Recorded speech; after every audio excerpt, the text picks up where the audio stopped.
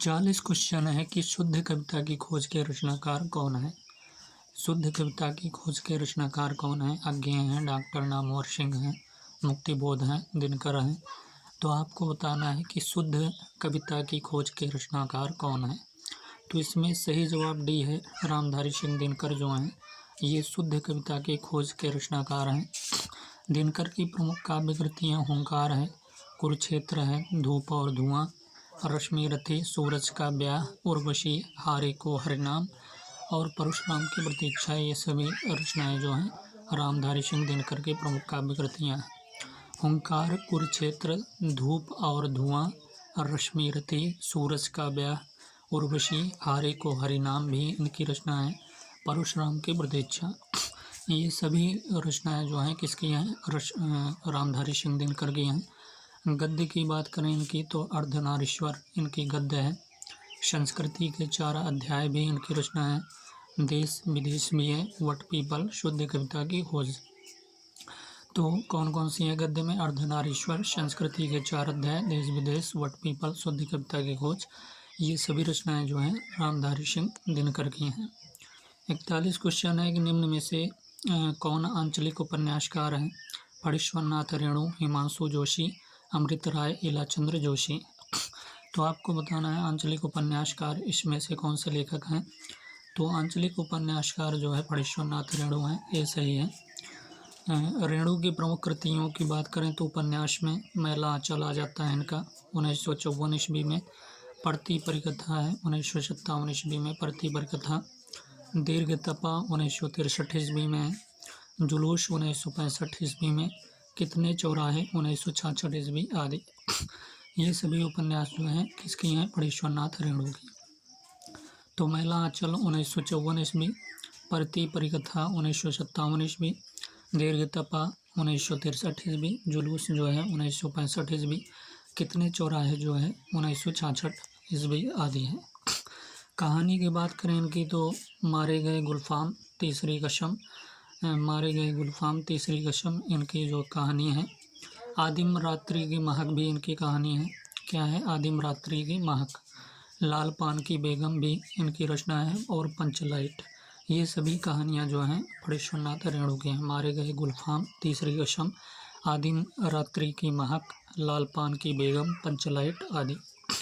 इलाचंद्र जोशी की कृतियों की बात करें तो उपन्यास में इनकी घृणामयी उपन्यास है, घृणामयी, सन्यासी है, पर्दे की रानी है, मुक्तिपथ है, भूत का भविष्य। ये सभी उपन्यास किसके हैं? इलाचंद्र जोशी के। घृणामयी, सन्यासी, पर्दे की रानी, मुक्तिपथ, भूत का भविष्य। कहानी संग्रह की बात करें इलाचंद्र जोशी की तो धूप रेखा है। क्या है? धूप रेखा, आहुति, खंडहर की आत्माएं। ये सभी कहानी संग्रह किसकी हैं? इलाचंद्र जोशी की। तो धूप रेखा, आहुति, खंडहर की आत्माएं सभी इलाचंद्र जोशी की जो है कहानी संग्रह हैं। आलोचनात्मक ग्रंथ की बात करें तो साहित्य सर्जन है। साहित्य सर्जन जो है इनकी आलोचना है। साहित्य चिंतन, विश्लेषण, साहित्य सर्जन, साहित्य चिंतन और विश्लेषण, ये सभी जो है आलोचनात्मक ग्रंथ हैं इलाचंद्र जोशी के। हिमांशु जोशी के उपन्यास की बात करें तो इनकी जो है उपन्यास अरण्य है।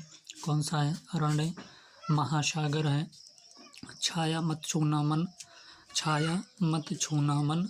ये जो है क्या है? हिमांशु जोशी के उपन्यास अरण्य, महासागर और छाया मत छूना मन। कगार की आग, समय साक्षी है। कगार की आग, समय साक्षी है, छाया मत छूना मन, अरण्य, महासागर, ये सभी हिमांशु जोशी के उपन्यास हैं।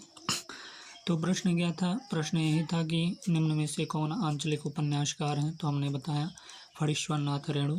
हमने इनके उपन्यास की बात की तो मैला आंचल 1954 ईस्वी, प्रति परिकथा 1957 ईस्वी, दीर्घ तपा 1963 ईस्वी, जुलूस 1965 ईस्वी, कितने चौराहे 1966 ईस्वी आदि जो है इनकी उपन्यास हैं।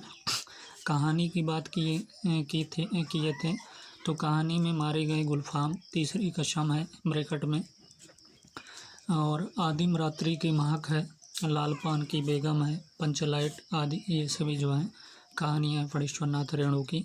इलाचंद्र जोशी की कृतियों की बात की थी तो उपन्यास में इनकी बात की घृणामयी, सन्यासी और पर्दे की रानी और मुक्तिपथ, भूत का भविष्य, मुक्तिपथ, पर्दे की रानी, घृणामयी, सन्यासी, ये सभी उपन्यास जो है इलाचंद्र जोशी की कृतियाँ हैं। कहानी संग्रह की बात करें इनकी तो धूप रेखा है कहानी संग्रह में, धूप रेखा, आहुति है, खंडहर की आत्माएं, तो धूप रेखा, आहुति, खंडहर की आत्माएं, ये सभी कहानी संग्रह जो है इलाचंद्र जोशी के हैं। आलोचनात्मक ग्रंथ की बात करें तो साहित्य सर्जन है। आलोचनात्मक ग्रंथ में साहित्य सर्जन, साहित्य चिंतन, विश्लेषण, ये सभी आलोचनात्मक ग्रंथ जो है इलाचंद्र जोशी की कृतियाँ हैं। अगला लेखक हैं हिमांशु जोशी के उपन्यास की बात करें तो हिमांशु जोशी के उपन्यास है अरण्य है, महासागर है, छाया मत छूना मन, ये अरण्य, महासागर, छाया मत छूना मन, कगार की आग, समय साक्षी है, ये सभी उपन्यास जो है हिमांशु जोशी के उपन्यास हैं। तो अरण्य है, महासागर है, छाया मत छूना मन, कगार की आग, समय साक्षी है, ये सभी हिमांशु जोशी के उपन्यास हैं। अरण्य, महासागर, छाया मत छूना मन, कगार की आग, समय साक्षी है, ये सभी हिमांशु जोशी के क्या हैं उपन्यास हैं। 42 क्वेश्चन है कि निराला जी का प्रथम काव्य संग्रह कौन सा है। आपको बताना है कि निराला जी का प्रथम काव्य संग्रह कौन सा है। अनामिका है, अर्चना है, आराधना है या अणिमा है। तो निराला जी का प्रथम काव्य संग्रह जो है अनामिका है, ये सही है। निराला जी का प्रथम काव्य संग्रह क्या है, अनामिका है, 1923 ईस्वी है। इसमें जो है सरोज स्मृति है, राम की शक्ति पूजा है, वह तोड़ती पत्थर, तुलसीदास आदि कविताएं जो है संकलित हैं। तो इस संग्रह में जो है अनामिका संग्रह में जो है सरोज स्मृति, राम की शक्ति पूजा, वह तोड़ती पत्थर, तुलसीदास आदि कविताएं क्या है संकलित हैं। परिमल जो है 1930 ईस्वी निराला का दूसरा संग्रह है। परिमल क्या है 1930 ईस्वी निराला का दूसरा संग्रह है और अनामिका जो है 1923 ईस्वी है। इसमें जूही की कली संकलित है परिमल में, 1930 ईस्वी जो निराला का दूसरा संग्रह है, इसमें क्या है जूही की कली संकलित है।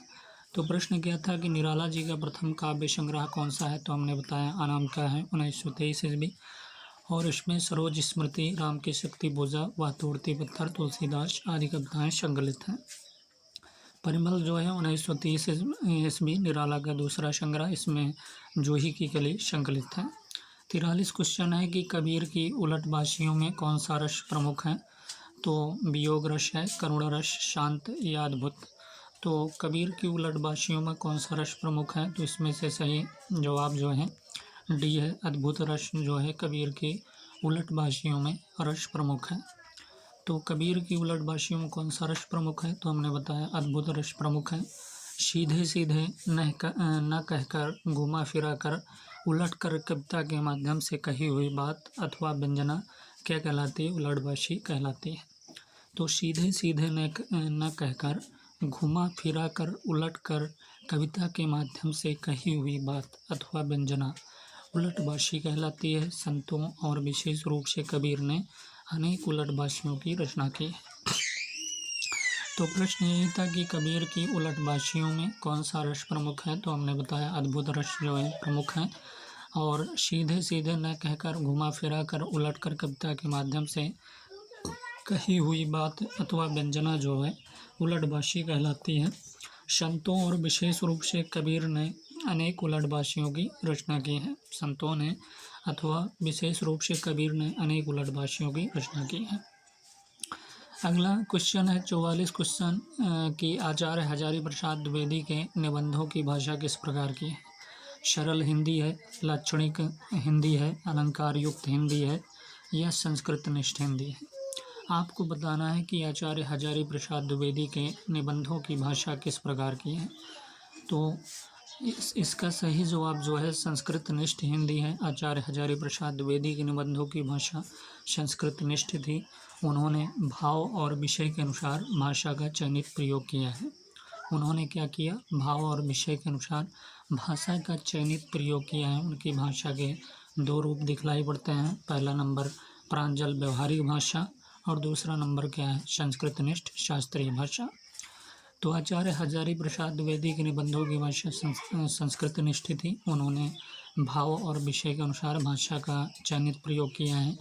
उनकी भाषा के दो रूप दिखलाई पड़ते थे, पहला नंबर प्रांजल व्यवहारिक भाषा और दूसरा नंबर क्या है संस्कृतनिष्ठ शास्त्रीय भाषा।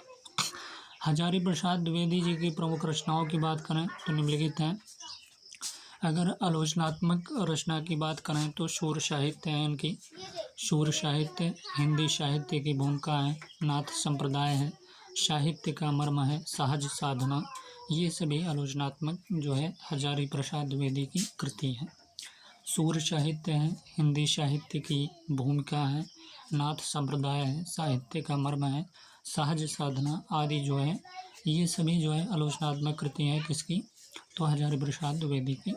निबंध संग्रह की बात करें तो अशोक के फूल 1948 ईस्वी है, विचार और वितर्क भी 1957 ईस्वी, कल्पलता 1951 ईस्वी, कुटज जो है 1964 ईस्वी, आलोक पर्व 1972 ईस्वी, साहित्य सहचर भी इनकी निबंध है। क्या है साहित्य सहचर निबंध है हजारी प्रसाद द्विवेदी की। नाखून क्यों बढ़ते हैं, नाखून क्यों बढ़ते हैं ये भी जो है रचना हजारी प्रसाद द्विवेदी की है। उपन्यास की बात करें तो बाणभट्ट की आत्मकथा है, उपन्यास 1946 ईस्वी में, चारुचंद्र लेख है 1963 ईस्वी में, पुनर्नवा है 1973 ईस्वी में, अनाम दास का पोथा है 1976 ईस्वी में। ये सभी जो है उपन्यास किसके हैं हजारी प्रसाद द्विवेदी के हैं। तो प्रश्न क्या था, प्रश्न यही था कि आचार्य हजारी प्रसाद द्विवेदी के निबंधों की भाषा किस प्रकार की है, तो हमने बताया संस्कृतनिष्ठ हिंदी है। आचार्य हजारी प्रसाद द्विवेदी के निबंधों की भाषा क्या थी संस्कृतनिष्ठ थी। उन्होंने भाव और विषय के अनुसार भाषा का चयनित प्रयोग किया है। उनकी भाषा के दो रूप दिखलाई पड़ते हैं, पहला नंबर प्रांजल व्यवहारिक भाषा और दूसरा नंबर संस्कृतनिष्ठ शास्त्रीय भाषा। उसके बाद हमने बताया कि हजारी प्रसाद द्विवेदी जी की प्रमुख रचनाएं निम्नलिखित हैं। हजारी प्रसाद द्विवेदी जी की प्रमुख रचनाएं क्या हैं निम्नलिखित हैं। आलोचनात्मक कृति की बात करें तो इनकी आलोचनात्मक कृति जो है शूर साहित्य है, हिंदी साहित्य की भूमिका है, शूर साहित्य हिंदी साहित्य की भूमिका, नाथ संप्रदाय है, साहित्य का मर्म है, सहज साधना। शूर साहित्य हिंदी साहित्य की भूमिका, नाथ संप्रदाय और साहित्य का मर्म है, सहज साधना, ये सभी जो है आलोचनात्मक कृति हैं हजारी प्रसाद द्विवेदी की। निबंध संग्रह की बात करें तो अशोक के फूल 1948 ईस्वी, विचार और वितर्क 1957 ईस्वी, कल्पलता 1951 ईस्वी, कुटज जो है 1964 ईस्वी, आलोक पर्व 1972 ईस्वी, साहित्य सहचर हैं, नाखून क्यों बढ़ते हैं आदि जो है ये सभी रचनाएं जो हैं हजारी प्रसाद द्विवेदी की हैं। उपन्यास की बात करें तो बाणभट्ट की आत्मकथा 1946 ईस्वी, चारुचंद्र लेख 1963 ईस्वी, पुनर्नवा 1973 ईस्वी, अनाम दास का पोथा 1976 ईस्वी, ये सभी जो है हजारी प्रसाद द्विवेदी की क्या है रचनाएं हैं। और हमने आलोचनात्मक कृति में सूर साहित्य बताया, हिंदी साहित्य की भूमिका, नाथ संप्रदाय और साहित्य का मर्म, सहज साधना और साहित्य सहचर एक निबंध है इनकी साहित्य सहचर, आलोक पर्व, नाखून क्यों बढ़ते हैं, विचार और वितर्क, कल्पलता, कुटज पर्व, आलोक पर्व ठीक है 1972 में। और इसके पीछे क्या क्वेश्चन था, तो इसके पीछे क्वेश्चन था कि कबीर की उलटबाशियों में कौन सा रस प्रमुख है, तो हमने बताया अद्भुत रस। सीधे सीधे न कहकर घुमा फिरा कर उलट कर कविता के माध्यम से कही हुई बात अथवा व्यंजना जो है उलटबाशी कहलाती है। संतों और विशेष रूप से कबीर ने अनेक उलटबाशियों की रचना की है। 42 क्वेश्चन की बात की थी, निराला जी के प्रथम काव्य संग्रह कौन सा है, तो हमने बताया अनामिका 1923 ईस्वी है। इसमें सरोज स्मृति, राम की शक्ति पूजा, वह तोड़ती पत्थर, तुलसीदास आदि कविताएं संकलित हैं। परिमल की बात की थी तो 1930 ईस्वी परिमल निराला का दूसरा संग्रह है। इसमें जूही की कली संकलित है। परिमल में 1930 ईस्वी है निराला का दूसरा संग्रह है, इसमें जूही की कली संकलित है। इसके पीछे एक प्रश्न था कि निम्न में से कौन आंचलिक उपन्यासकार है, तो हमने बताया फणीश्वरनाथ रेणु जो है आंचलिक उपन्यासकार हैं और इनकी रचना महिला अचल 1954 है, पढ़ती परिकथा 1957, दीर्घतप्पा 1963, जुलूस 1965, कितने चौराहे 1966 आदि हैं। कहानी में मारे गए गुलफाम, तीसरी कसम है ब्रैकेट में, आदिम रात्रि की महक है, लाल पान की बेगम, पंचलाइट आदि जो है परेश्वरनाथ रेणु की कहानियाँ हैं। लीलाचंद्र जोशी की कृतियों की बात की थी तो उपन्यास में घृणामयी, सन्यासी, पर्दे की रानी, मुक्तिपथ और भूत का भविष्य, ये जो है उपन्यास हैं लीलाचंद्र जोशी के। कहानी संग्रह की बात की थी तो धूप रेखा है, धूप रेखा, आहुति, खंडहर की आत्माएं, ये सभी जो हैं कहानी संग्रह हैं किसके, लीलाचंद्र जोशी के। आलोचनात्मक ग्रंथ इनकी बात करें तो साहित्य सर्जन है, साहित्य चिंतन है, विश्लेषण आदि, ये सभी जो हैं आलोचनात्मक कृति हैं लीलाचंद्र जोशी के। हिमांशु जोशी के उपन्यास की बात की थी तो अरण्य, महासागर, छाया मत छूना मन, कगार की आग, समय साक्षी है, समय साक्षी है, कगार की आग और अरण्य, महासागर, छाया मत छूना मन, हिमांशु जोशी के उपन्यास हैं। इसके पीछे एक प्रश्न था कि शुद्ध कविता की खोज के रचनाकार कौन है, तो हमने बताया रामधारी सिंह दिनकर शुद्ध कविता की खोज के रचनाकार हैं। दिनकर जी की प्रमुख काव्य कृतियाँ हुंकार, कुरुक्षेत्र, धूप और धुआं, रश्मि रथी, सूरज का ब्याह। तो कौन कौन से, धूप और धुआं है, हुंकार है, कुरुक्षेत्र है, रश्मि रथी है, सूरज का ब्याह है, उर्वशी है। हारी के हरिनाम भी रामधारी सिंह दिनकर की है, परशुराम की प्रतीक्षा। गद्य की बात करें तो गद्य में जो है अर्धनारीश्वर है, संस्कृति के 4 अध्याय हैं और देश विदेश है, वट पीपल, शुद्ध कविता की खोज, ये सभी जो है रामधारी सिंह दिनकर की क्या है, रचनाएं हैं। इसके आगे जो है अगला क्वेश्चन क्या है, तो अगला क्वेश्चन है ये निबंध संग्रह है। हाँ, अगला क्वेश्चन है 45 क्वेश्चन कि दिनकर को उनकी किस रचना पर ज्ञानपीठ पुरस्कार मिला। रामधारी सिंह दिनकर को उनकी किस रचना पर ज्ञानपीठ पुरस्कार मिला, हुंकार, उर्वशी, श्यामधेनी, रेणुका। तो आपको बताना है कि रामधारी सिंह दिनकर को उनकी किस रचना पर ज्ञानपीठ पुरस्कार मिला, तो ये बी सही है, उर्वशी पर। वर्ष 1972 ईस्वी में दिनकर को उनकी काव्य रचना उर्वशी के लिए ज्ञानपीठ से सम्मानित किया गया। उर्वशी 1961 ईस्वी क्या है, खंड काव्य है, इसमें कुल 5 अंक हैं उर्वशी में और यह खंड काव्य है। इसे दिनकर ने स्वयं कामा अध्यात्म की कृति कहा है। तो इसे क्या कहा, दिनकर ने स्वयं कामा अध्यात्म की कृति कहा है। इसका नायक जो है कौन है, पुरुरवा तथा नायिका उर्वशी है। नायक कौन है, पुरुरवा तथा नायक उर्वशी है। यह कथा नट और नटी के माध्यम से प्रस्तुत की गई है। इनकी प्रमुख रचनाएं अगर बात करें तो कुरुक्षेत्र, रश्मि रथी और उर्वशी, हुंकार, संस्कृति के 4 अध्याय, परशुराम की प्रतीक्षा, हाहाकार, हाहाकार भी इनकी रचना है आदि। उर्वशी को छोड़कर दिनकर की अधिकतर रचनाएं जो हैं वीर रस से ओतप्रोत हैं। तो उर्वशी को छोड़कर जो है दिनकर की अधिकतर जो रचनाएं हुई हैं वो वीर रस से ओतप्रोत हैं। भूषण के बाद दिनकर को वीर रस का सर्वश्रेष्ठ कवि माना जाता है। तो प्रश्न क्या था, प्रश्न यही था कि दिनकर को उनकी किस रचना पर ज्ञानपीठ पुरस्कार मिला, तो हमने बताया उर्वशी को। वर्ष 1972 ईस्वी में दिनकर को उनकी काव्य रचना उर्वशी के लिए ज्ञानपीठ से सम्मानित किया गया। उर्वशी जो है 1961 ईस्वी खंड काव्य है, इसमें कुल जो है 5 अंक है और यह खंड काव्य है और इसमें कुल कितने अंक हैं, 5 अंक हैं। इसे दिनकर ने स्वयं कामाध्यात्म की कृति कहा है और इसका नायक पुरुरवा है तथा नायिका क्या है, उर्वशी है। यह कथा नट और नटी के माध्यम से प्रस्तुत की गई है। इनकी प्रमुख रचनाएं जो है कुरुक्षेत्र है, रश्मि रथी है, उर्वशी है, हुंकार है, संस्कृति के 4 अध्याय हैं, परशुराम की प्रतीक्षा है, हाहाकार आदि जो है सभी रचनाएं किसकी है, रामधारी सिंह दिनकर की हैं। उर्वशी, हुंकार, कुरुक्षेत्र, रश्मि रथी, संस्कृति के 4 अध्याय, परशुराम की प्रतीक्षा, हाहाकार। उर्वशी को छोड़कर दिनकर की अधिकतर रचनाएं जो है वीर रस से ओतप्रोत हैं।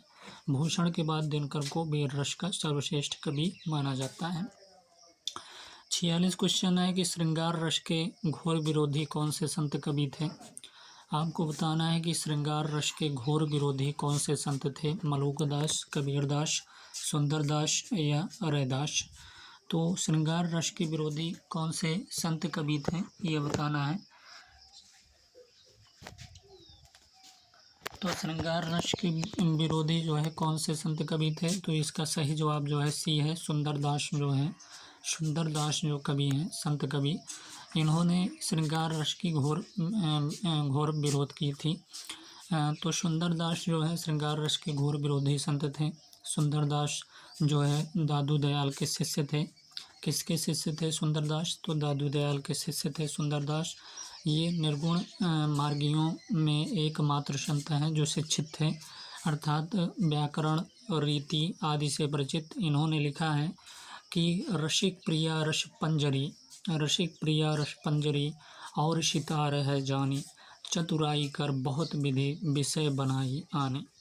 तो रसिक प्रिया रस पंजरी और सितार है जानी, चतुराई कर बहुत विधि विषय बनाई आने। सुंदरदास की दो रचनाएं हैं। पहला नंबर सुंदर विलास है, दूसरा नंबर ज्ञान समुद्र है। सुंदरदास की रचनाएं सुंदर विलास, ज्ञान समुद्र। इनकी रचनाओं का संकलन जो है पुरोहित हरिनारायण शर्मा ने सुंदर ग्रंथावली नाम से 2 भागों में किया है। तो इनके रचनाओं का संकलन पुरोहित हरिनारायण शर्मा ने क्या किया? तो पुरोहित हरिनारायण शर्मा ने सुंदर ग्रंथावली नाम से 2 भागों में किया है। तो प्रश्न क्या था कि श्रृंगार रस के घोर विरोधी कौन से संत कवि थे? तो हमने बताया सुंदरदास जो है श्रृंगार रस के घोर विरोधी संत थे। और सुंदरदास जो है दादू दयाल के शिष्य थे। सुंदरदास क्या थे? दादू दयाल के क्या थे? शिष्य थे। ये निर्गुण मार्गियों में एकमात्र संत हैं। ये क्या हैं? निर्गुण मार्गियों में एकमात्र संत हैं जो शिक्षित थे, अर्थात व्याकरण, रीति आदि से परिचित थे। क्या थे? व्याकरण और रीति से आदि से परिचित थे। इन्होंने लिखा है कि रसिक प्रिया रस पंजरी और सितार है जानी, चतुराई कर बहुत विधि विषय बनाई आनी। तो सुंदरदास क्या है? श्रृंगार रस के घोर विरोधी हैं। और सुंदरदास जो है दादू दयाल के क्या थे? शिष्य थे। और ये निर्गुण मार्गियों में एकमात्र संत हैं। और ये जो शिक्षित थे, अर्थात व्याकरण, रीति आदि से परिचित, उन्होंने लिखा है। तो सुंदरदास की 2 रचनाएं हैं। पहला नंबर सुंदर विलास, दूसरा नंबर ज्ञान समुद्र है। इनके रचनाओं का संकलन पुरोहित हरिनारायण शर्मा ने सुंदर ग्रंथावली नाम से 2 भागों में किया है। 47 क्वेश्चन है कि बिठोवा का भक्त किसे माना जाता है? तो बिठोवा का भक्त किसे माना जाता है ये बताइए आप। रहीम को माना जाता है, सूरदास को, मीराबाई या नामदेव? तो बिठोवा का भक्त किसे माना जाता है? बिठोवा का भक्त जो है डी सही जवाब है, नामदेव को बिठोवा का भक्त माना जाता है। नामदेव को क्या माना जाता है? बिठोवा का भक्त माना जाता है। संत नामदेव जो है बिठोवा खेचर को गुरु के रूप में स्वीकार किया। तो नामदेव जो है संत नामदेव बिठोवा खेचर को गुरु के रूप में स्वीकार किया। संत नामदेव का वारकरी पंथ, वारकरी संप्रदाय आज तक उत्तरोत्तर विकसित हो रहा है। मुखबानी नामक पुस्तक में इनकी रचनाएं संकलित हैं। किस पुस्तक में? तो मुखबानी नामक पुस्तक में इनकी रचनाएं संकलित हैं। मीराबाई ने रैदास को अपना गुरु माना है। मीराबाई के गुरु कौन है? रैदास हैं। और सूरदास ने गऊ घाट पर वल्लभाचार्य से दीक्षा ली। सूरदास ने किससे दीक्षा ली? तो गऊ घाट पर जो है वल्लभाचार्य से दीक्षा ली है। गोवर्धन पर्वत गए और श्रीनाथ की सेवा में लगे। गोवर्धन पर्वत गए और श्रीनाथ की सेवा में लगे। तो प्रश्न क्या था कि बिठोवा का भक्त किसे माना जाता है? तो हमने बताया नामदेव को बिठोवा का भक्त माना जाता है। संत नामदेव बिठोवा खेचर के गुरु के रूप में स्वीकार किया। संत नामदेव का वारकरी पंथ, वारकरी संप्रदाय जो है आज तक उत्तरोत्तर विकसित हो रहा है। मुखबानी नामक पुस्तक में इनकी रचनाएं संकलित हैं। मीराबाई ने रैदास को अपना गुरु माना। मीराबाई ने किसको माना? रैदास को अपना गुरु माना। सूरदास ने गऊ घाट पर जो है वल्लभाचार्य से दीक्षा ली, फिर गोवर्धन पर्वत गए और श्रीनाथ की सेवा में लगे। तो बिठोवा का भक्त किसे माना जाता है? तो बिठोवा खेचर नामदेव के गुरु कौन है? बिठोवा खेचर हैं। और सूरदास के गुरु कौन है? गऊ घाट पर वल्लभाचार्य हैं, वल्लभाचार्य जी। और मीराबाई के गुरु कौन है? रैदास हैं। अगला क्वेश्चन है कि 48 क्वेश्चन की सरोज स्मृति में सरोज कौन है? निराला की पुत्री है, निराला की माता है, निराला की पत्नी है, निराला की प्रियंका? तो सरोज स्मृति में सरोज कौन है? तो निराला की ये पुत्री है, ये सही है।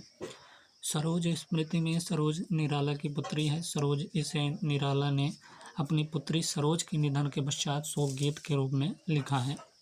अगर इनकी काव्य संग्रह की बात करें तो अनामिका है, परिमल है 1930 ईस्वी, गीतिका है 1936 ईस्वी, कुकुरमुत्ता 1942 ईस्वी, बेला 1946 ईस्वी, तुलसीदास 1938 ईस्वी और ये तुलसीदास जो है 1938 ईस्वी प्रबंध काव्य है। लंबी कविताओं की बात करें तो राम की शक्ति पूजा 1936 ईस्वी है, सरोज स्मृति 1935 ईस्वी, बादल राग 1920 ईस्वी। तो प्रश्न क्या था कि सरोज स्मृति में सरोज कौन है, तो निराला की पुत्री है। 49 क्वेश्चन है कि निम्न विकल्पों में से कौन सा विकल्प जो है नीचे दिए गए शब्द का सही पर्यायवाची शब्द नहीं है। तो निम्न विकल्पों में से ऐसा कौन सा विकल्प है जो नीचे दिए गए शब्द का सही पर्यायवाची शब्द नहीं है, तो वायस काग का जो है वायस कागा काक या राशब, तो इसका डी जो है राशब जो है काग का पर्यायवाची शब्द नहीं है। राशब जो है काग का पर्यायवाची शब्द नहीं है बल्कि वायस है इसका पर्यायवाची, कागा भी इसकी पर्यायवाची है, काग का काक भी जो है काग का पर्यायवाची है, राशब जो है नहीं है। काग जो है काग का पर्यायवाची देखें तो वायस भी होता है, कागा भी होता है और काक भी होता है, तो कौवा भी होता है, काग काक और वायस ये सभी जो है काग के पर्यायवाची हैं। कौन सा, कौवा, कागा, काक, वायस, काग और काक भी होता है, राशब नहीं होता। अकाल का पर्यायवाची देखें तो अकाल का होता है सूखा, दुर्भिक्ष होता है, भूखमरी, कमी, ये सभी जो है अकाल के पर्यायवाची हैं, सूखा, दुर्भिक्ष, भूखमरी, कमी। अभिजात की बात करें तो अभिजात का पर्यायवाची संभ्रांत होता है, अभिजात में संभ्रांत पर्यायवाची है, कुलीन होता है, श्रेष्ठ होता है, योग्य। तो अभिजात का पर्यायवाची क्या है, संभ्रांत, कुलीन, श्रेष्ठ, योग्य, ये अभिजात के पर्यायवाची हैं, संभ्रांत, कुलीन, श्रेष्ठ, योग्य। अरण्य की बात करें तो अरण्य का पर्यायवाची जंगल, कानन, विपिन, गहन, बिहड़ और दावा, ये सभी पर्यायवाची किसके हैं, अरण्य के हैं। तो जंगल है, कानन है, विपिन है, गहन है, बिहड़ है, दावा, ये सभी जो है अरण्य के पर्यायवाची हैं। और अजेय का पर्यायवाची अदम्य, अपराजेय, अपराजिता, अपराजित और अजित, ये सभी जो है अजेय के पर्यायवाची हैं। तो अरण्य के जंगल, कानन, विपिन, गहन और बिहड़, दावा, ये सभी अरण्य के पर्यायवाची।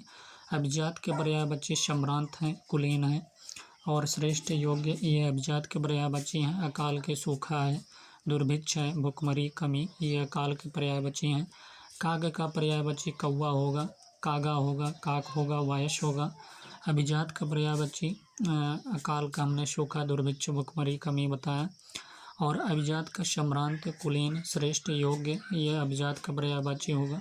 अरण्य का जंगल, कानन, विपिन, गहन और बिहड़ और दावा, ये सभी जो हैं किसके हैं, अरण्य के पर्यायवाची हैं। अजेय का अदम्य, अपराजेय, अपराजित, अजित, ये सभी अजेय का पर्यायवाची शब्द हैं। 50वां क्वेश्चन है कि नदी के द्वीप किस विधा की रचना है। नदी के द्वीप किस विधा की रचना है, क्या ये उपन्यास है, रेखा चित्र है या निबंध है या कहानी है। तो आपको बताना है कि नदी के द्वीप किस विधा की रचना है। तो नदी के द्वीप जो है ये उपन्यास है, ये सही है, उपन्यास विधा की रचना है नदी के द्वीप।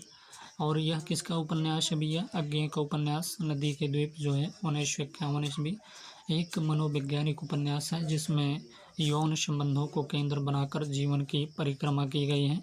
इस उपन्यास के मुख्य पात्र की बात करें तो भुवन है, रेखा है, गौरा और चंद्रमाधव। कौन है, भुवन, रेखा, गौरव और चंद्रमाधव हैं। उपन्यास की बात करें अज्ञेय की तो शेखर एक जीवनी 2 भाग में है, नदी के द्वीप हैं और अपने अपने अजनबी, ये उपन्यास हैं अज्ञेय के। काव्य संग्रह की बात करें तो भग्नदूत है काव्य संग्रह इनकी अज्ञेय की। और इत्यालम है, बावरा, अहेरी है, हरी घास पर क्षण भर है, आंगन के पार द्वार, पूर्वा, ये सभी जो है अज्ञेय की क्या हैं, काव्य संग्रह है। तो नदी के द्वीप किस विधा की रचना है, तो हमने बताया उपन्यास है और 1951 ईस्वी में रचित एक मनोवैज्ञानिक उपन्यास जिसमें यौन संबंधों को केंद्र बनाकर जीवन की परिक्रमा की गई। इस उपन्यास के मुख्य पात्र हमने बताया भुवन है, रेखा है, गौरा है और चंद्रमाधव है। उपन्यास की बात करें तो शेखर एक जीवनी 2 भाग में है, नदी के द्वीप अपने अपने अजनबी, काव्य संग्रह की बात करें तो भग्नदूत है, इत्तेलम है, बावरा अहेरी अहेरी, हरी घास पर क्षणभर, आंगन के पार द्वार और पूर्वा, ये सभी रचना जो है किसके हैं? अज्ञेय की हैं। 51 क्वेश्चन है कि कहाँ करुणानिधि केशव सोए, कहाँ करुणानिधि केशव सोए भारतेंदु की किस रचना की पंक्ति है? कहाँ करुणानिधि केशव सोए भारतेंदु की किस रचना की पंक्ति है? अंधेर नगरी की पंक्ति है, रत्नावली की पंक्ति है, या भारत दुर्दशा की पंक्ति है, या नील देवी की पंक्ति है? तो आपको बताना है कि कहाँ करुणानिधि केशव सोए ये पंक्ति किस रचना से ली गई है। तो यह नील देवी डी से है, नील देवी की पंक्ति है। कहाँ करुणानिधि केशव सोए भारतेंदु की जो है नील देवी क्या है? नाटक की पंक्ति है। नील देवी नाटक की पंक्ति है कि कहाँ करुणानिधि केशव सोए, ये भारतेंदु की नाटक की पंक्ति है। नाट्य कृतियों की बात करें भारतेंदु की तो वैदिक हिंसा हिंसा न भवति, वैदिक हिंसा हिंसा न भवति, भारत दुर्दशा है, सत्य हरिश्चंद्र है, श्री चंद्रावली है और नील देवी है, अंधेर नगरी, ये सभी रचनाएं जो है नाट्य कृतियाँ किसकी हैं? भारतेंदु हरिश्चंद्र की। काव्य कृतियों की बात करें तो भक्त सर्वस्व है, काव्य कृतियाँ इनकी कौन सी हैं? भक्त सर्वस्व, प्रेम मालिका, प्रेम माधुरी, विनय विनय है, विनय प्रेम पचासा है, फूलों का गुच्छा है और प्रेम फुलवारी है, कृष्ण चरित्र, ये सभी काव्य कृतियाँ किसकी हैं? तो ये सभी काव्य कृतियाँ जो है भारतेंदु की हैं। तो प्रश्न क्या था कि कहाँ करुणानिधि केशव सोए भारतेंदु की किस रचना की पंक्ति है? तो हमने बताया नील देवी का कविता की पंक्ति है और यह जो है क्या है? नाटक की पंक्ति है, नाटक है ये जो है नील देवी क्या है? नाटक है।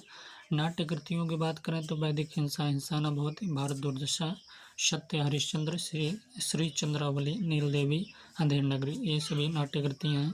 काव्य कृतियों की बात करें तो भक्त सर्वस्व है, काव्य कृतियों में भक्त सर्वस्व, प्रेम मालिका, प्रेम माधुरी, विनय प्रेम पचासा, फूलों का गुच्छा है, प्रेम फुलवारी, कृष्ण चरित्र, ये सभी जो हैं काव्य कृतियाँ हैं किसके? भारतेंदु के।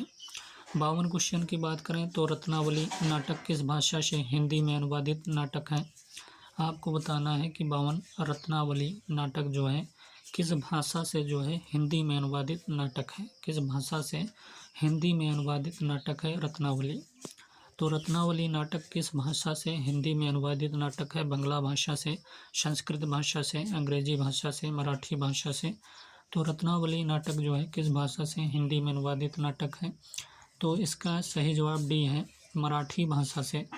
रत्नावली जो नाटक है ये मराठी भाषा से क्या है? मराठी भाषा से अनुवादित नाटक है ये रत्नावली। तो रत्नावली नाटक संस्कृत भाषा से हिंदी में अनुवादित नाटक है, डी इसमें बता रहा है। संस्कृत भाषा से अनुवादित नाटक है। हर्ष को संस्कृत में लिखे 3 नाटकों का रचयिता माना जाता है। पहला नंबर रत्नावली, दूसरा नंबर नागानंद और तीसरा नंबर प्रियदर्शिका। हर्ष को संस्कृत में लिखित 3 नाटकों का रचयिता माना जाता है, रत्नावली, नागानंद और प्रियदर्शिका। भारतेंदु जी ने कुल 17 नाटक लिखे हैं, जिनमें 8 अनुदित हैं और 9 क्या हैं? मौलिक नाटक माने जाते हैं। तो भारतेंदु जी ने कुल कितने नाटक लिखे? 17 नाटक लिखे हैं, जिसमें 8 क्या हैं? अनुदित हैं और 9 क्या हैं? मौलिक नाटक माने जाते हैं। तो प्रश्न क्या था कि 52 प्रश्न था कि रत्नावली नाटक किस भाषा से हिंदी में अनुवादित नाटक है? तो इसका बी सही जवाब है, जबकि डी दिया गया है। तो इसका बी संस्कृत भाषा है। रत्नावली नाटक जो है संस्कृत भाषा से हिंदी में अनुवादित जो है नाटक है। और हर्ष को संस्कृत में जो है लिखित 3 नाटकों का रचयिता माना जाता है। पहला नंबर रत्नावली और दूसरा नंबर नागानंद और तीसरा नंबर प्रियदर्शिका है। भारतेंदु जी ने कुल 17 नाटक लिखे, जिनमें 8 अनुदित हैं और 9 क्या हैं? मौलिक नाटक माने जाते हैं। 53 क्वेश्चन है कि पंत जी का महाकाव्य कौन सा है? शिल्पी है, चिदम्बरा है, लोकायतन है या गुंजन है? तो आपको महाकाव्य बताना है, काव्य नहीं बताना है, महाकाव्य बताना है। पंत जी का महाकाव्य कौन सा है? शिल्पी, चिदम्बरा, लोकायतन, गुंजन। तो इसका सही जवाब जो है महाकाव्य जो है लोकायतन है, सी सही जवाब है। पंत जी का महाकाव्य क्या है? लोकायतन है। 1964 ईस्वी लोकायतन जो है 1964 ईस्वी को पंत जी ने लोक जीवन का महाकाव्य कहा है। लोकायतन 1964 ईस्वी को पंत जी ने क्या कहा, लोक जीवन का महाकाव्य कहा है। इस पर इन्हें क्या मिला, इस पर इन्हें सोवियत लैंड नेहरू पुरस्कार मिला है।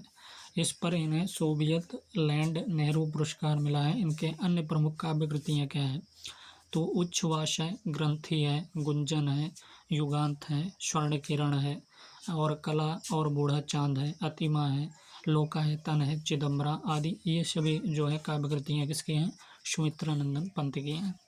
तो प्रश्न क्या था, पंत जी का महाकाव्य कौन सा है, तो हमने बताया लोकायतन है 1964 ईस्वी। लोकायतन 1964 को पंत जी ने लोक जीवन का महाकाव्य कहा।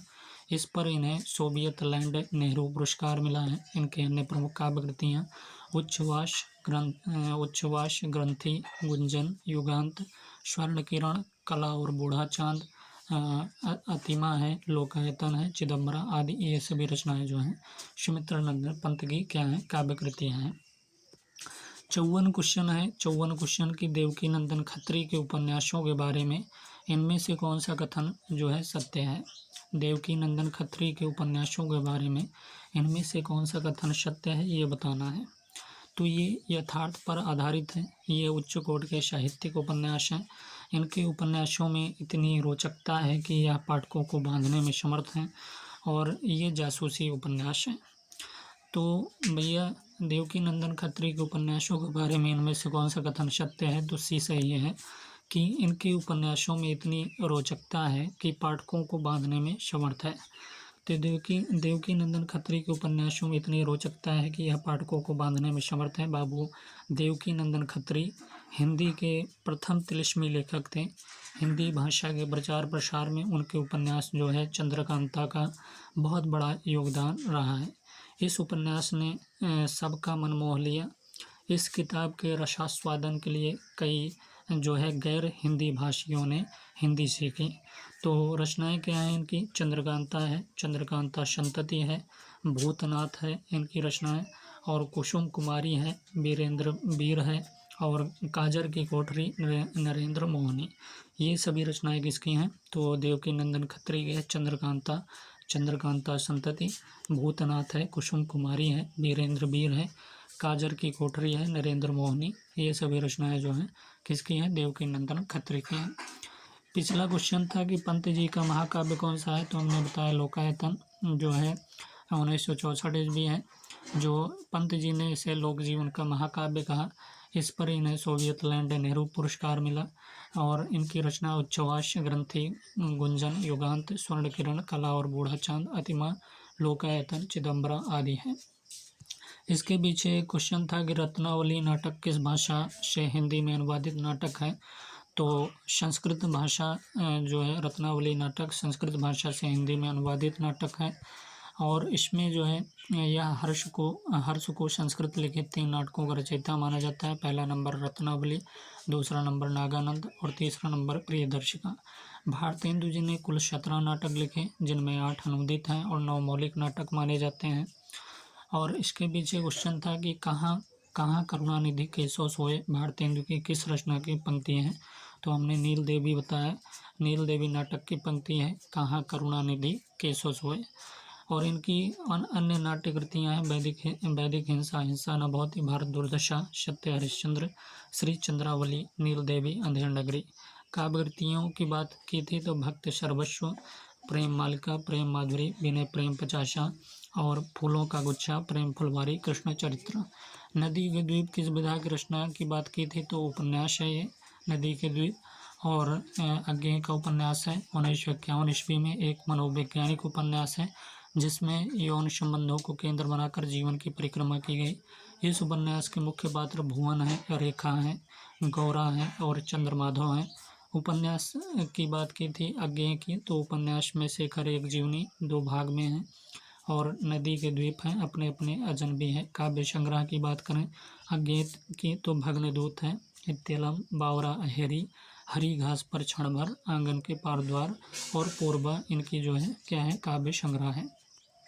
इसके पीछे एक प्रश्न था कि काग जो है काग का पर्यायवाची शब्द कौन सा नहीं है, तो काग का पर्यायवाची शब्द राशभ जो है नहीं है। राशभ जो है काग का पर्यायवाची नहीं है, बल्कि वायस है, कागा, काग, कौवा है, ये सभी जो है काग के पर्यायवाची हैं। अकाल के पर्यायवाची सूखा है, दुर्भिक्ष है, भुखमरी, कमी, अकाल का पर्यायवाची। अभिजात जो है सम्भ्रांत है, इसका पर्यायवाची अभिजात का सम्भ्रांत, कुलीन, श्रेष्ठ, योग्य। अरण्य का पर्यायवाची जंगल, कानन, विपिन, गहन, बीहड़ और दावा। अजेय का पर्यायवाची अदम्य, अपराजेय, अपराजित और अजित, ये सभी किसके हैं? अजेय के पर्यायवाची। इसके पीछे एक क्वेश्चन था कि सरोज स्मृति में सरोज कौन है? तो निराला की पुत्री थी सरोज, जो है सरोज स्मृति में, और यह जो है निराला द्वारा रचित है। निधन के पश्चात अपनी पुत्री सरोज के निधन के पश्चात जो है शोक गीत के रूप में लिखा है निराला ने। काव्य संग्रह की अनामिका है परिमल 1930 है, गीतिका 1936 है, कुकुरमुत्ता 1942, बेला 1946, तुलसीदास 1938 ईस्वी। प्रबंध काव्य है। लंबी कविताओं में देखें तो राम की शक्ति पूजा है 1936 ईस्वी, सरोज स्मृति 1935 ईस्वी, बादल राग जो है 1920 ईस्वी है।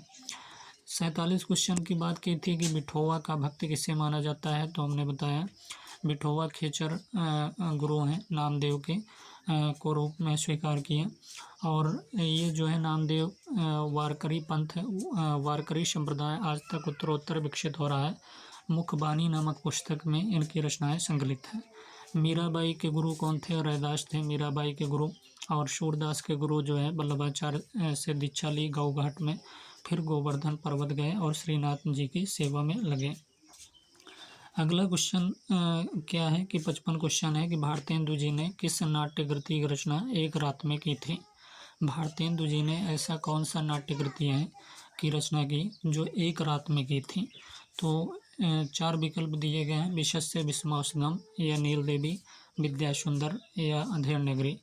तो भारतेंदु जी ने किस नाट्य कृति की रचना एक रात में की थी? तो इसका सही जवाब जो है अंधेर नगरी है। भारतेंदु जी ने अंधेर नगरी नाट्य कृति की रचना एक रात में की थी। अंधेर नगरी में कितने अंक हैं? 6 अंक हैं अंधेर नगरी में। इस नाटक में विवेकहीन और निरंकुश शासन व्यवस्था पर करारा व्यंग्य करते हुए उसे अपने ही कर्मों द्वारा नष्ट होते दिखाया गया है। भारतेंदु ने इसकी रचना जो है बनारस के हिंदू नेशनल थिएटर के लिए एक ही दिन में की थी। तो भारतेंदु ने इसकी रचना किसके लिए की? तो बनारस के हिंदू नेशनल थिएटर के लिए एक ही दिन में की थी। भारतेंदु के अन्य नाटक की बात करें तो विशस्य विस्मौसधम है, विद्या सुंदर है, नील देवी है, और भारत जननी है, प्रेम जोगनी है, सत्य हरिश्चंद्र, ये सभी जो रचनाएं हैं भारतेंदु के अन्य नाटक हैं। तो प्रश्न क्या है कि भारतेंदु हरिश्चंद्र जो है ने किस नाट्य कृति की रचना एक रात में की थी? तो ये अंधेर नगरी है, और इसमें 6 अंक हैं। इस नाटक में कितने अंक हैं? 6 अंक हैं। और इस नाटक में विवेकहीन और निरंकुश शासन व्यवस्था पर करारा व्यंग्य करते हुए उसे अपने ही कर्मों द्वारा नष्ट होते दिखाया गया है। भारतेंदु ने इसकी रचना जो है बनारस के जो है हिंदू नेशनल थिएटर के लिए एक ही दिन में की थी। भारतेंदु के अन्य नाटक की बात करें तो विशस्य विस्मौसधम, विद्या सुंदर, नील देवी, भारत जननी, प्रेम जोगनी, सत्य हरिश्चंद्र आदि है। 56 क्वेश्चन है कि गुरु नानक का जन्म कहाँ हुआ था? 56 क्वेश्चन है कि गुरु नानक का जन्म कहाँ हुआ था? लुधियाना में, पटना में, या तलवंडी में, या अमृतसर में? तो गुरु नानक का जन्म बताना है कहाँ हुआ था। तो इसका सही जवाब सी है, तलवंडी में जो है गुरु नानक का जन्म हुआ था। कहाँ पर? तलवंडी में। गुरु नानक का जन्म जो है रावी नदी के किनारे स्थित जो है तलवंडी नामक गांव में कार्तिक पूर्णिमा को एक खत्री कुल में हुआ था। तो गुरु नानक का जन्म कहाँ हुआ था? रावी नदी के किनारे स्थित जो है तलवंडी नामक गांव में कार्तिक पूर्णिमा के एक खत्री कुल में हुआ था। तलवंडी का नाम आगे चलकर नानक के नाम पर ननकाना पड़ गया। तलवंडी का नाम आगे चलकर जो है नानक के नाम पर ननकाना पड़ गया। गुरु नानक भक्ति काल में निर्गुण धारा की ज्ञानाश्रयी शाखा से संबंध रखते हैं। आचार्य शुक्ल लिखते हैं कि भक्ति भाव से पूर्ण होकर वे जो भजन गाया करते थे उनका संग्रह जो है ग्रंथ साहब में किया गया है। उनका संग्रह क्या किया गया है? ग्रंथ साहब में किया गया है। ये रामचंद्र शुक्ल लिखते हैं। तो गुरु नानक का जन्म कहाँ हुआ था? रावी नदी किनारे स्थित तलवंडी नामक गांव में कार्तिक पूर्णिमा के को एक खत्री कुल में हुआ था और तलवंडी का नाम आगे चलकर क्या नानक के नाम पर ननकाना पड़ गया। गुरु नानक भक्ति काल में निर्गुण धारा के ज्ञानाश्रयी शाखा से संबंध रखते हैं। आचार्य शुक्ल लिखते हैं कि भक्ति भाव से पूर्ण होकर वे जो भजन गाया करते थे उनका संग्रह जो है ग्रंथ साहब में किया गया है। 57 क्वेश्चन है कि निम्न में से कौन सी रचना जो है विश्वम्भरनाथ शर्मा कौशिक की नहीं है। इनमें से कौन सी रचना जो है विश्वम्भरनाथ शर्मा कौशिक की नहीं है। तो भिखारणी नहीं है, या चित्रशाला नहीं, या माँ नहीं है, या चंद्रकांता। तो चंद्रकांता जो है ये विश्वम्भरनाथ शर्मा कौशिक की नहीं है, बल्कि भिखारणी, चित्रशाला और माँ। भिखारणी, चित्रशाला, माँ, ये सभी रचनाएं जो है विश्वम्भरनाथ शर्मा कौशिक की हैं। चंद्रकांता जो है किसकी है, तो चंद्रकांता देवकी नंदन खत्री का उपन्यास है, जबकि भिखारणी, चित्रशाला और माँ जो है विश्वम्भरनाथ शर्मा की रचना है। अगला क्वेश्चन है कि 58 क्वेश्चन कि हम कौन थे क्या हो गए। हम कौन थे क्या हो गए और क्या होंगे अभी आओ विचारें, आज मिलकर ये समस्याएं सभी। हम कौन थे क्या हो गए और क्या होंगे अभी आओ विचारें, आज मिलकर ये समस्याएं सभी। किस कवि की पंक्तियां हैं, श्याम नारायण पांडे, या मैथिली शरण गुप्त, या दिनकर, या माखनलाल चतुर्वेदी। तो हम कौन थे क्या हो गए हैं और क्या होंगे अभी आओ विचारें, आज मिलकर ये समस्याएं सभी। किस कवि की पंक्तियां हैं, तो ये मैथिली शरण गुप्त की पंक्तियां हैं। उपर्युक्त पंक्ति जो है राष्ट्र कवि मैथिली शरण गुप्त के भारत भारती 1912 ईस्वी में की हैं। यह पंक्तियाँ कहाँ से ली गई हैं, तो भारत भारती से ली गई हैं 1912 ईस्वी में, और यह मैथिली शरण गुप्त की पंक्ति हैं और ये राष्ट्र कवि कहे जाते हैं। तो हम कौन थे क्या हो गए और क्या होंगे अभी आओ विचारें, आज मिलकर ये समस्याएं सभी। मैथिली शरण गुप्त की रचनाओं की बात करें तो रंग में भंग जो है इनकी रचनाएं हैं। रंग में भंग 1909 ईस्वी, जयद्रथ वध है, जयद्रथ वध 1910 ईस्वी। यह क्या है, जयद्रथ वध। तो जयद्रथ वध खंड काव्य है, 1910 ईस्वी में रचित है। भारत भारती 1912 ईस्वी में, पंचवटी 1925 ईस्वी में, झंकार जो है 1929 ईस्वी में, साकेत जो है 1931 ईस्वी में। और आदि गुप्त जी ने स्वयं को कौटुंबिक कवि कहा है। गुप्त जी ने स्वयं को अपने को कौटुंबिक कवि कहा है। तो प्रश्न क्या था, 58 क्वेश्चन था कि हम कौन थे क्या हो गए और क्या होंगे अभी आओ विचारें, आज मिलकर ये समस्याएं सभी। तो किस कवि की पंक्तियां हैं, तो हमने बताया मैथिली शरण गुप्त की पंक्तियां हैं। और यह जो है भारत भारती की पंक्ति है, 1912 ईस्वी में रचित है। मैथिली शरण गुप्त की रचना है। रंग में भंग 1909, जयद्रथ वध 1910, खंड काव्य भारत भारती 1912, पंचवटी 1925 और झंकार जो है 1929, साकेत जो है 1931 ईस्वी। आदि गुप्त जी ने स्वयं को क्या कहा, कौटुंबिक कवि कहा है।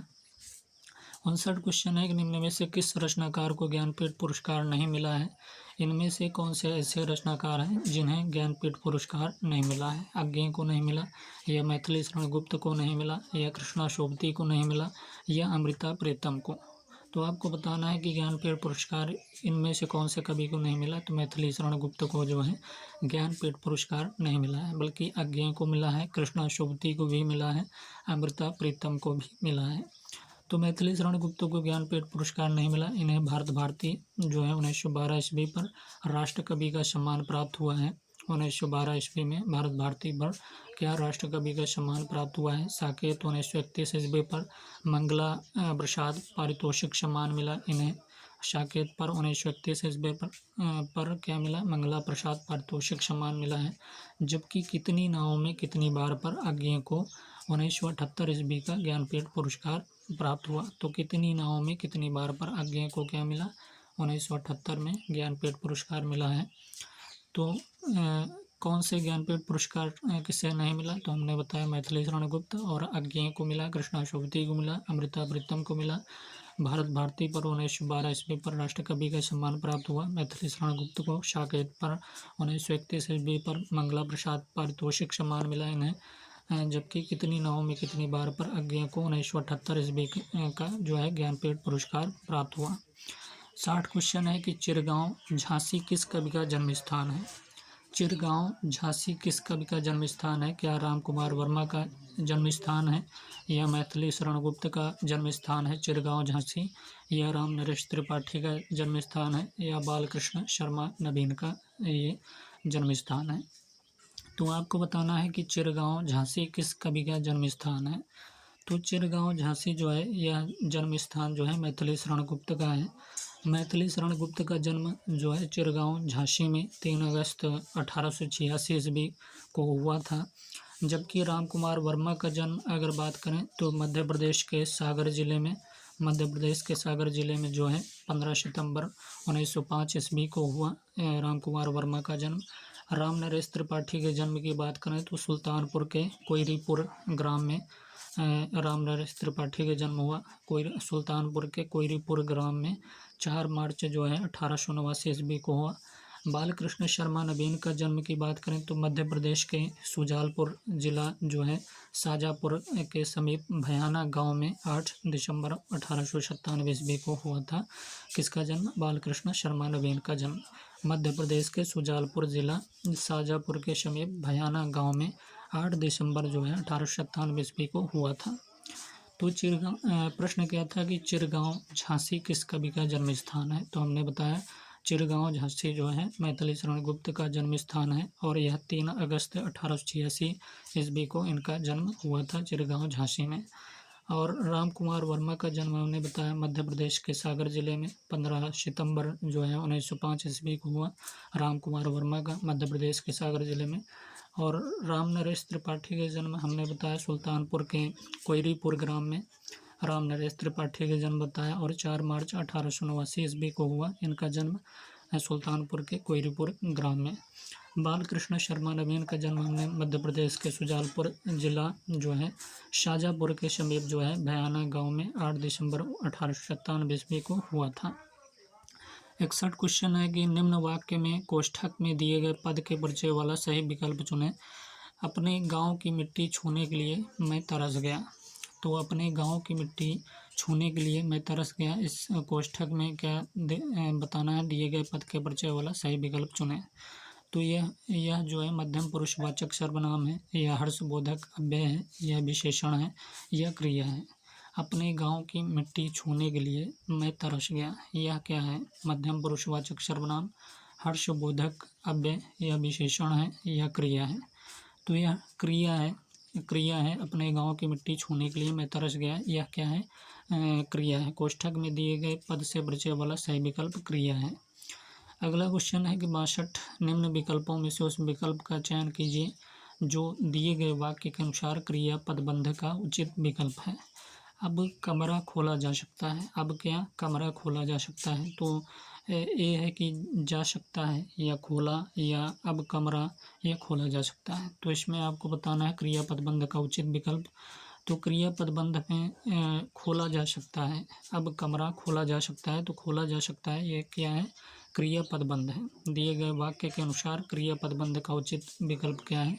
खोला जा सकता है। क्रिया पदबंध की बात करें तो वह पदबंध जो अनेक क्रियापदों से मिलकर बना हो, वह पदबंध जो अनेक क्रियापदों से मिलकर बना हो क्रिया पदबंध कहलाता है। जैसे अगर देखें पहला नंबर कि वह बाजार की ओर आया होगा, वह बाजार की ओर क्या आया होगा। दूसरा नंबर है कि मोहन मुझे छत से दिखाई दे रहा है, मोहन मुझे छत से दिखाई दे रहा है। और तीसरा नंबर है सुरेश नदी में डूब गया। उपयुक्त वाक्यों में रेखांकित शब्द क्या है? क्रिया पदबंध है। अगला क्वेश्चन है कि निम्न विकल्पों में से उस विकल्प का चयन करें जो प्रत्यय से बने शब्द का सही विकल्प नहीं है। तो प्रत्यय से बने शब्द इनमें से सही विकल्प कौन सा नहीं है? तो अभिजात, भारतीय, स्थापित या बदलाव। तो इसमें अभिजात जो है ये प्रत्यय से बने शब्द नहीं है, बल्कि भारतीय में ये प्रत्यय है और स्थापित में इत प्रत्यय है और बदलाव में आव प्रत्यय है। बदलाव में क्या है? आव प्रत्यय है। और अभी में क्या है? अभिजात जो है प्रत्यय नहीं है। अगला क्वेश्चन है 64 क्वेश्चन कि सही विकल्प चुनकर वाक्य पूरा कीजिए। वाक्य से अलग रहने पर शब्द और वाक्य में प्रयुक्त हो जाने पर, वाक्य से अलग रहने पर शब्द और वाक्य में प्रयुक्त हो जाने पर शब्द कहलाते हैं, क्या कहलाते हैं? पदबंध, वाक्यांश, संज्ञा या पद।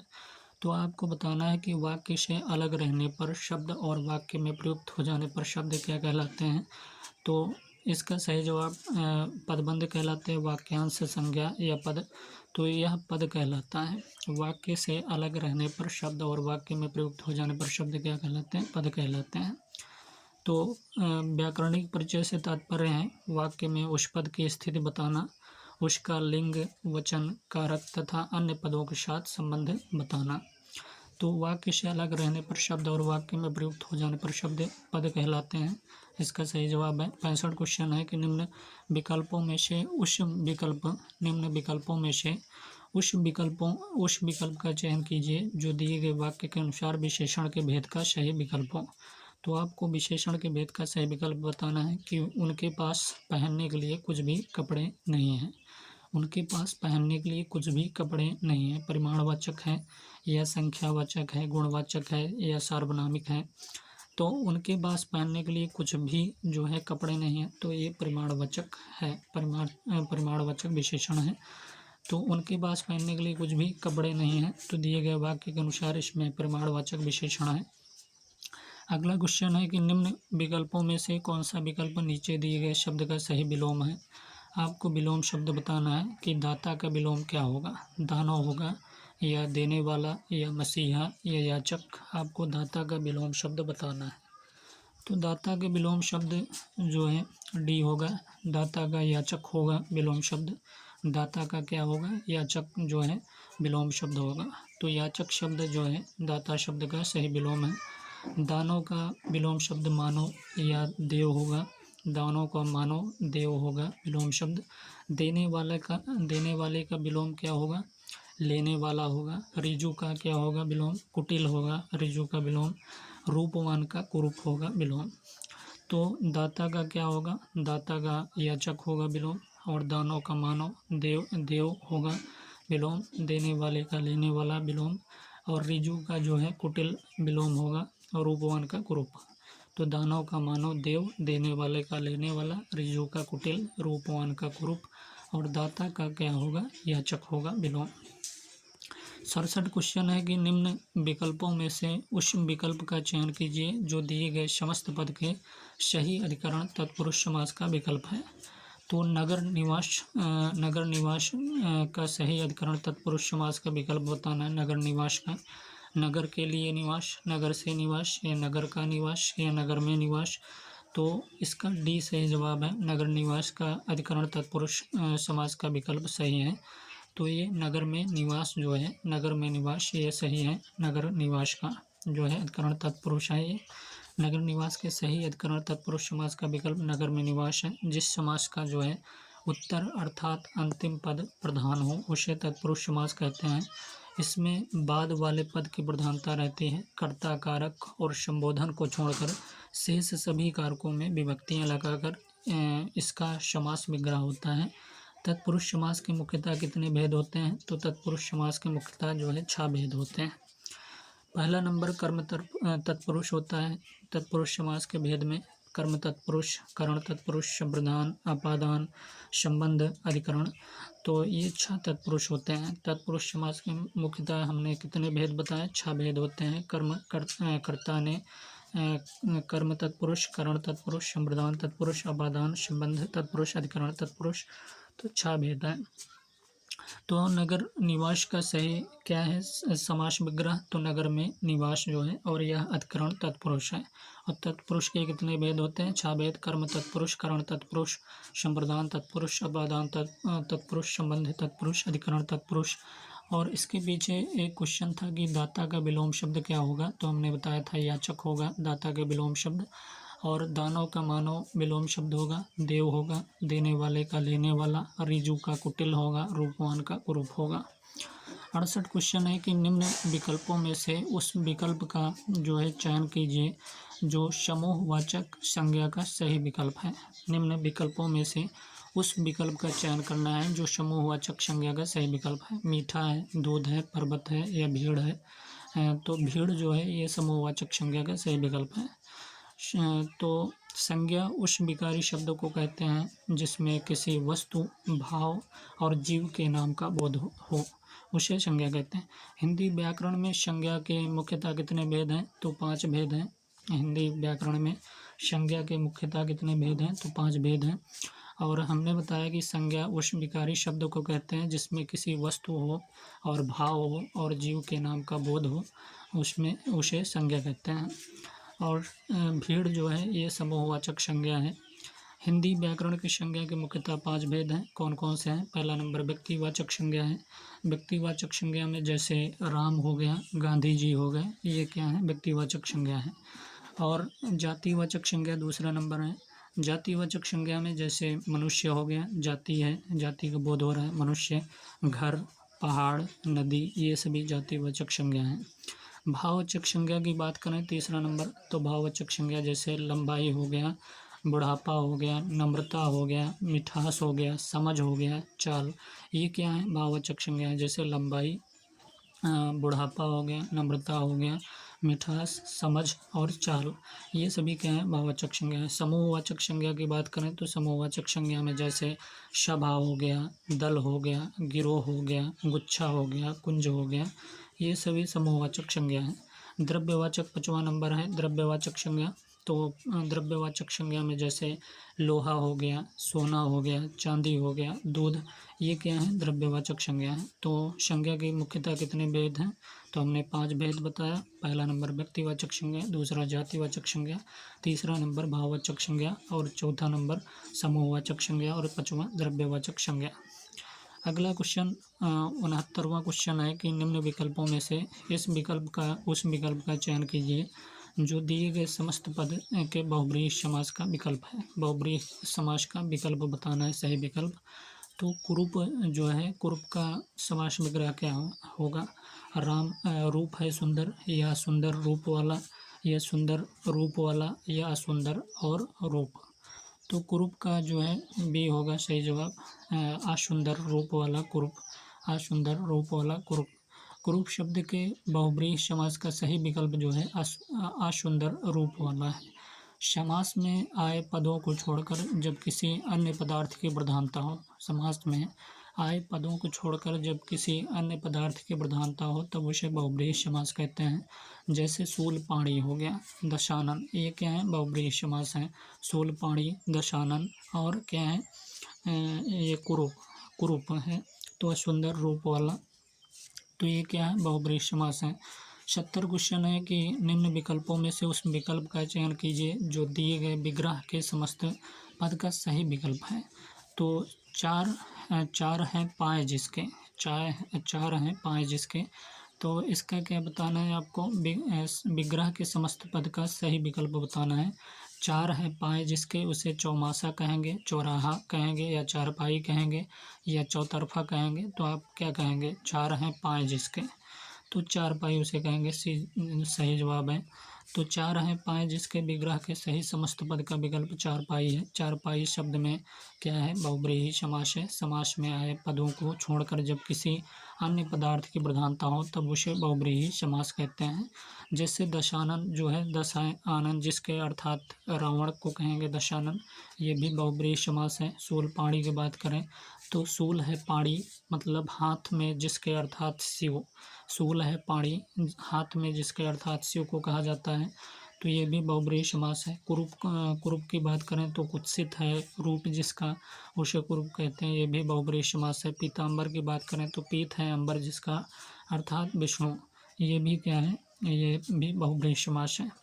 71 क्वेश्चन है कि निम्न वाक्य में कोष्ठक में दिए गए पद के परिचय वाला विकल्प चुनिए।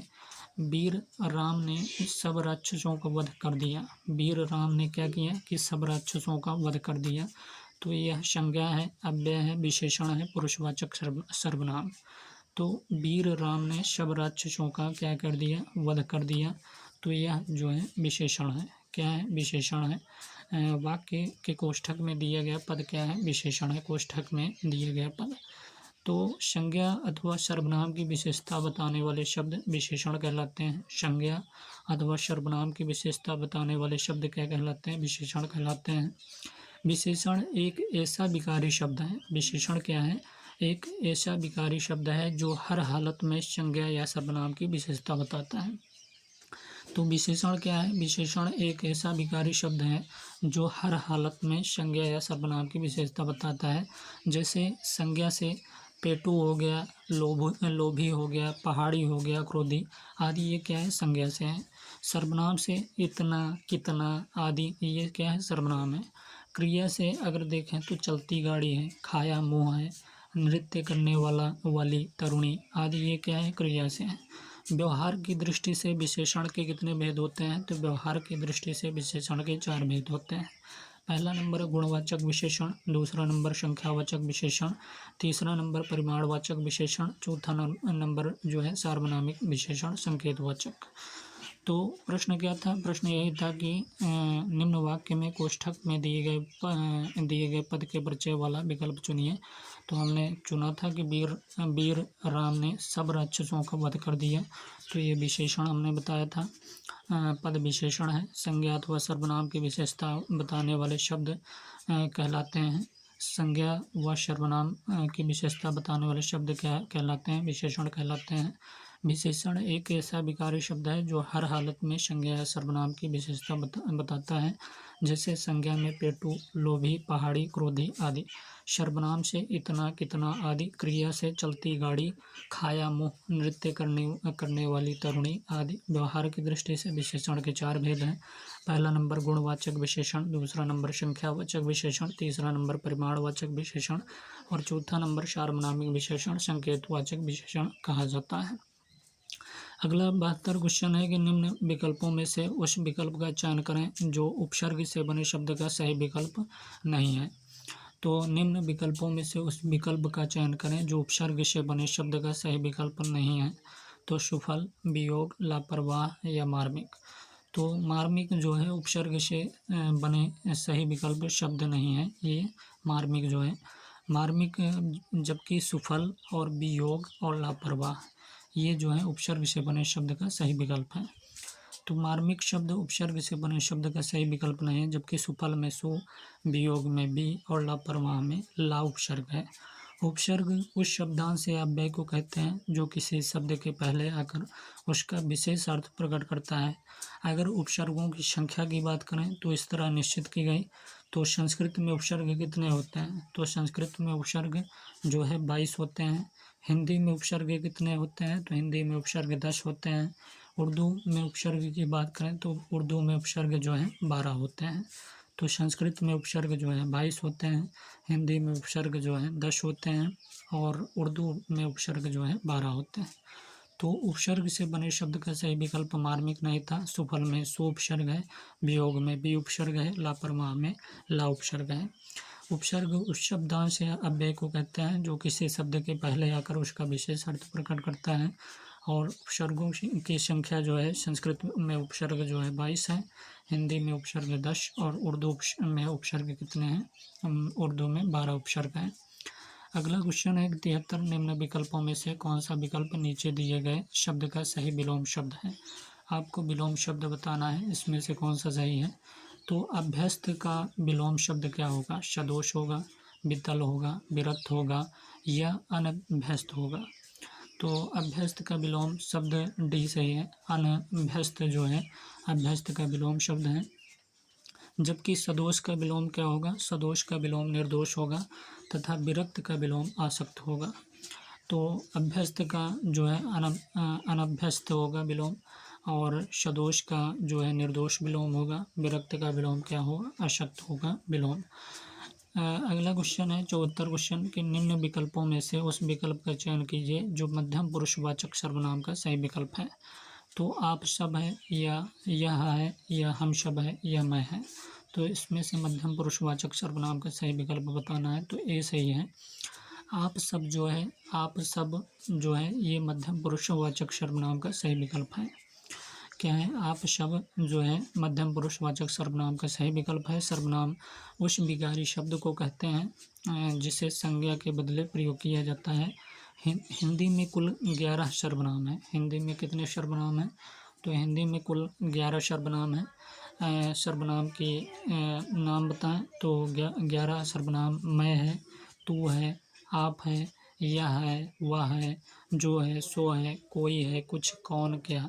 ये क्या है? हिंदी में कुल 11 सर्वनाम हैं।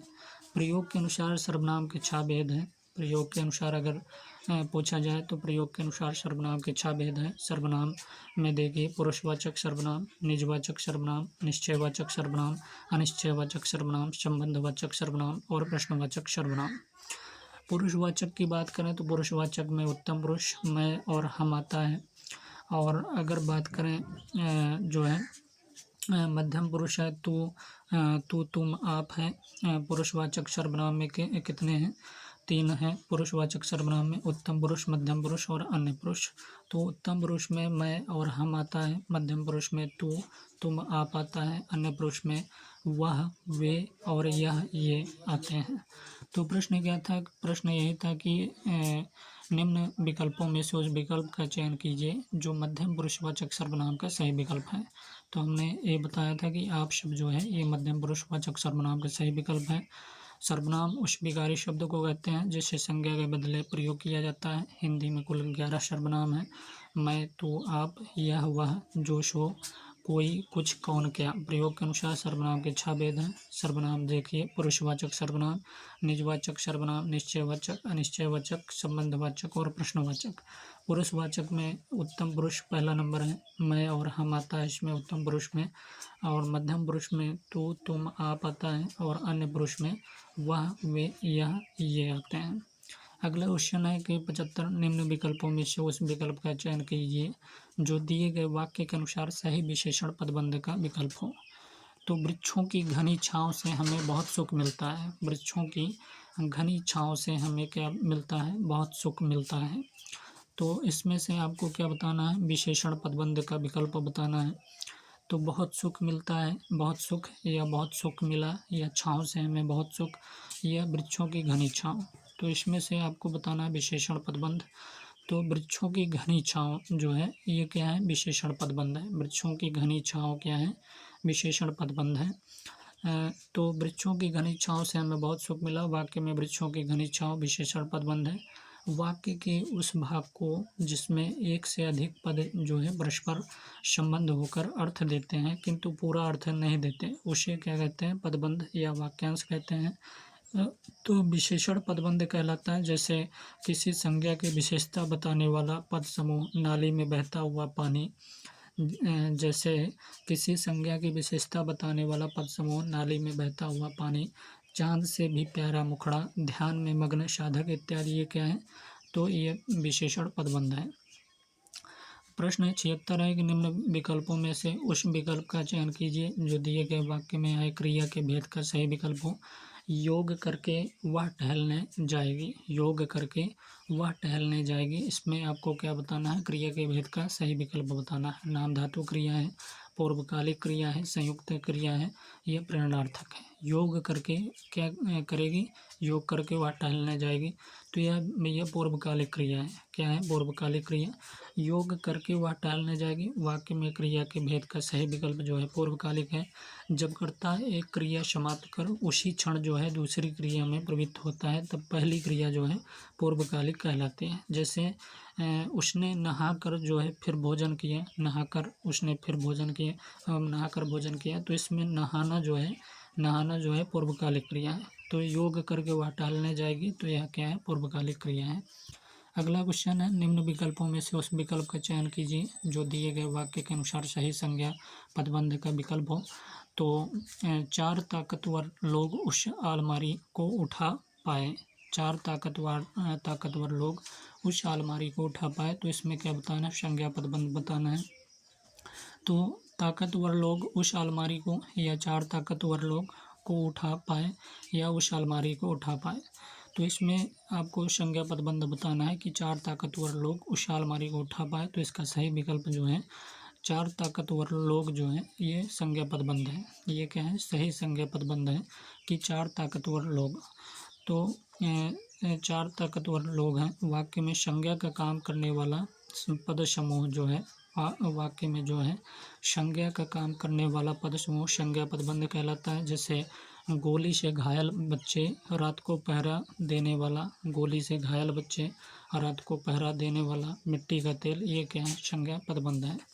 78 क्वेश्चन है कि निम्न विकल्पों में से उस विकल्प का चयन कीजिए जो दिए गए वाक्य के अनुसार सर्वनाम के भेद का सही विकल्प हो।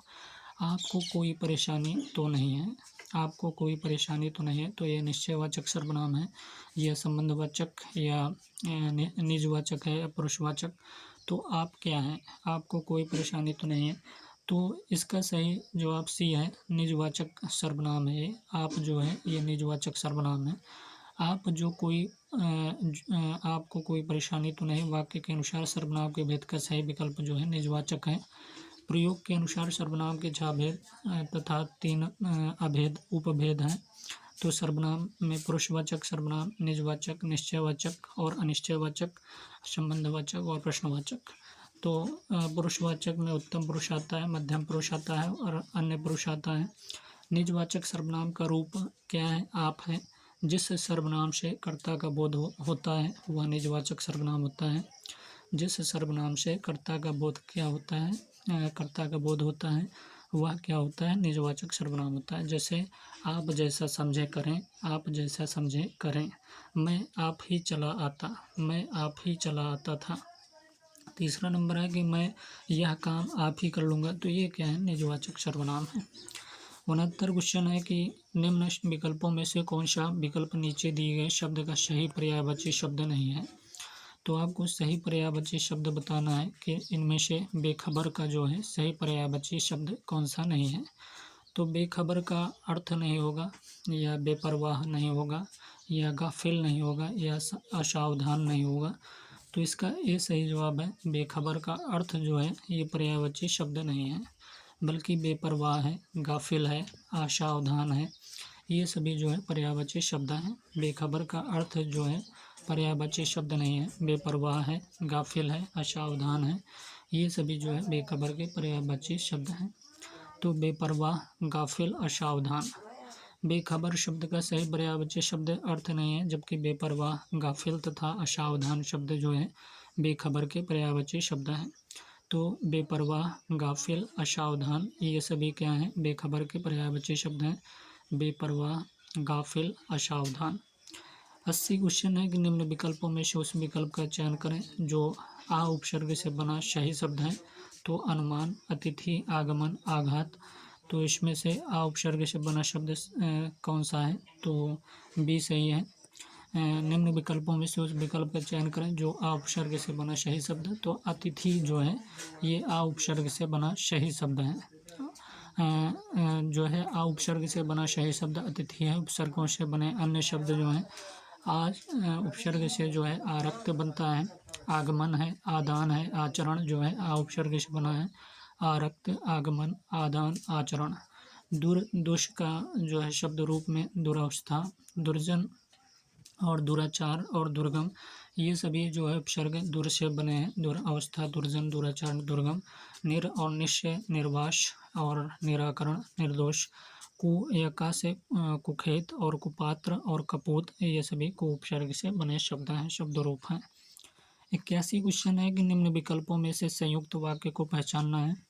तो आज बहुत ठंड है, आज बहुत ठंड है, राहुल विद्यालय जाता है और मन लगा कर क्या करता है? पढ़ता है। क्या श्याम यहाँ से चला गया? और डी है कि जो लड़का वहाँ बैठा है उसे मैं जानता हूँ। तो इसमें संयुक्त वाक्य को पहचानना है। तो बी सही है कि राहुल विद्यालय जाता है और जो है मन लगा कर पढ़ता है। ये क्या है? संयुक्त वाक्य का उदाहरण है। जिस वाक्य में जो है साधारण अथवा मिश्र वाक्यों का मेल संयोजक अवयवों द्वारा होता है, संयोजक अवयवों द्वारा होता है, उसे क्या कहते हैं? उसे संयुक्त वाक्य कहते हैं। उपर्युक्त उदाहरण में दो सरल वाक्यों को जोड़ने वाला संयोजक और है। तो उपर्युक्त उदाहरणों में दो सरल वाक्यों को जोड़ने वाला संयोजक क्या है? और है। वाक्यों का वर्गीकरण मुख्यतः दो दृष्टियों से होता है। पहला नंबर है कि रचना या स्वरूप की दृष्टि से। तो ये 3 प्रकार के होते हैं। रचना या स्वरूप की दृष्टि से ये 3 प्रकार के होते हैं। दूसरा नंबर अर्थ की दृष्टि से ये 8 प्रकार के हैं। तो प्रश्न क्या था कि निम्न विकल्पों में से संयुक्त वाक्य को पहचानिए। तो हमने बताया कि राहुल विद्यालय जाता है और मन लगाकर पढ़ता है। तो यह क्या है, संयुक्त वाक्य है। जिस वाक्य में साधारण अथवा मिश्र वाक्यों का मेल संयोजक अवयवों द्वारा होता है उसे संयुक्त वाक्य कहते हैं। उपयुक्त उदाहरण में दो सरल वाक्यों को जोड़ने वाला संयोजक और है। वाक्यों का वर्गीकरण मुख्यतः दो दृष्टियों से होता है। पहला नंबर रचना या स्वरूप की दृष्टि से, ये 3 प्रकार के हैं, और दूसरा नंबर जो है अर्थ की दृष्टि से, ये 8 प्रकार के होते हैं। 82 क्वेश्चन है कि निम्नलिखित विकल्पों में आज्ञावाचक वाक्य के लिए सही विकल्प चुनिए। तो आज्ञावाचक वाक्य के लिए सही विकल्प इनमें से कौन सा है? तो मैंने दूध नहीं दिया, मैंने दूध नहीं दिया, वाह भोजन बहुत स्वादिष्ट है, ईश्वर सबका भला करे।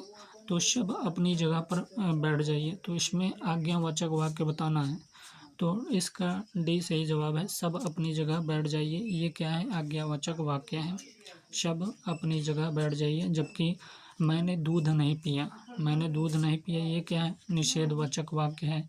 वाह भोजन बहुत स्वादिष्ट है, तो ये विस्मयवाचक वाक्य है। ईश्वर सबका भला करे, तो ईश्वर सबका भला करे, ये इच्छावाचक वाक्य है। 83 क्वेश्चन है कि निम्न विकल्पों में से संयुक्त वाक्य को पहचानना है। बादल गरज रहे हैं और वर्षा हो रही है, पक्षी आकाश में उड़ रहे हैं, वह शायद अभी तक नहीं पहुंचा, भगवान तुम्हें लंबी उम्र दे। तो इसमें आपको संयुक्त वाक्य को पहचानना है। तो ए सही है, बादल जो है गरज रहे हैं और वर्षा हो रही है, ये क्या है? संयुक्त वाक्य है। संयुक्त वाक्य उस वाक्य समूह को कहते हैं जिसमें दो या दो से अधिक सरल वाक्य अथवा मिश्र वाक्य अव्ययों द्वारा संयुक्त हो। जबकि पहला नंबर पक्षी आकाश में उड़ रहे हैं, पक्षी आकाश में उड़ रहे हैं, ये क्या है? सरल वाक्य है। वह शायद अभी तक नहीं पहुंचा, ये भी सरल वाक्य है।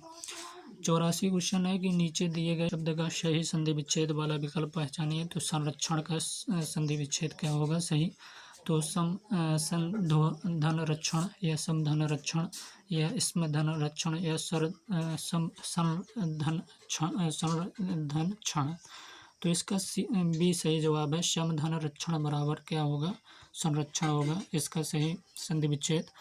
तो संरक्षण का समधन रक्षण होगा। ये कौन सा संधि है? व्यंजन संधि है। माँ के बाद किसी वर्ग का कोई अक्षर हो तो माँ के बदले जो है अनुस्वार अथवा उसी वर्ग के अनुनासिक वर्ण हो जाता है। जैसे समधन कल्प बराबर क्या होगा? संकल्प होगा। समधन तोष बराबर क्या होगा? संतोष होगा। समधन पर्क बराबर क्या होगा? संपर्क होगा। समधन ताप बराबर संताप। समधन क्रांति बराबर संक्रांति। परम धन चम बराबर पंचम होगा। पम धन चम बराबर क्या होगा? पंचम होगा। 85 क्वेश्चन है कि निम्नलिखित वाक्य में उद्देश्य का सही विकल्प चुनिए। पड़ोस में रहने वाले शर्मा जी विदेश चले गए। तो इसमें से आपको उद्देश्य का सही विकल्प पहचानना है। तो रहने वाले शर्मा जी या विदेश चले गए या पड़ोस में रहने वाले या शर्मा जी। तो इसका शर्मा जी जो है ये उद्देश्य है, शर्मा जी जो है ये उद्देश्य है। सही विकल्प उद्देश्य का सही विकल्प है। जिसके संबंध में कुछ कहा जाता है अर्थात कर्ता, वह उद्देश्य कहलाता है।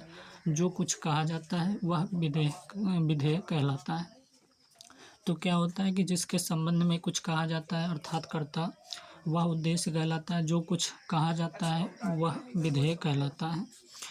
86 क्वेश्चन है कि इसमें संधि पहचानना है कि निह धन उत्साह का क्या संधि होगा? तो निर्धन उत्साह या नि उत्साह या निरुधन उत्साह या नाधन उत्साह। तो आपको निधन उत्साह का संधि विच्छेद बताना है।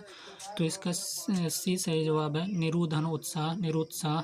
निधन उत्साह का क्या होगा संधि? निरुत्साह। शब्द का सही संधि विच्छेद जो है निरुत्साह होगा। यह क्या है? विसर्ग संधि है। निधन उत्साह शब्द का संधि विच्छेद क्या होगा? निरुत्साह होगा और इसमें विसर्ग संधि है। नीचे दिए गए शब्द के सही संधि विच्छेद वाला विकल्प पहचानना है। लोके धन शाह और लोधन ईस, लोकधन ईस या लोकधन ईस। तो इसमें सी सही है, लोकधन ईस बराबर क्या होगा? लोकधन ईस बराबर लोकेश होगा। शब्द का सही संधि विच्छेद है लोकधन ईस, लोकधन ईस। तो लोकेश शब्द में क्या है? गुण संधि है। लोकेश शब्द में गुण संधि है। लोकधन ईस बराबर लोकेश। यदि छोटा बड़ा के बाद छोटी ऊ री आए तो क्रमशः ए ओ और अर हो जाते हैं। जैसे उपधन इंद्र बराबर उपेंद्र, आ प्लस ई बराबर ए होगा। महाधन उपदेश बराबर महोपदेश, बड़ा प्लस ऊ बराबर ओ होगा। सप्तधन ऋषि का सप्तधन ऋषि बराबर सप्तऋषि सप्तर्षि होगा। आधन ऋ बराबर अर हो जाएगा।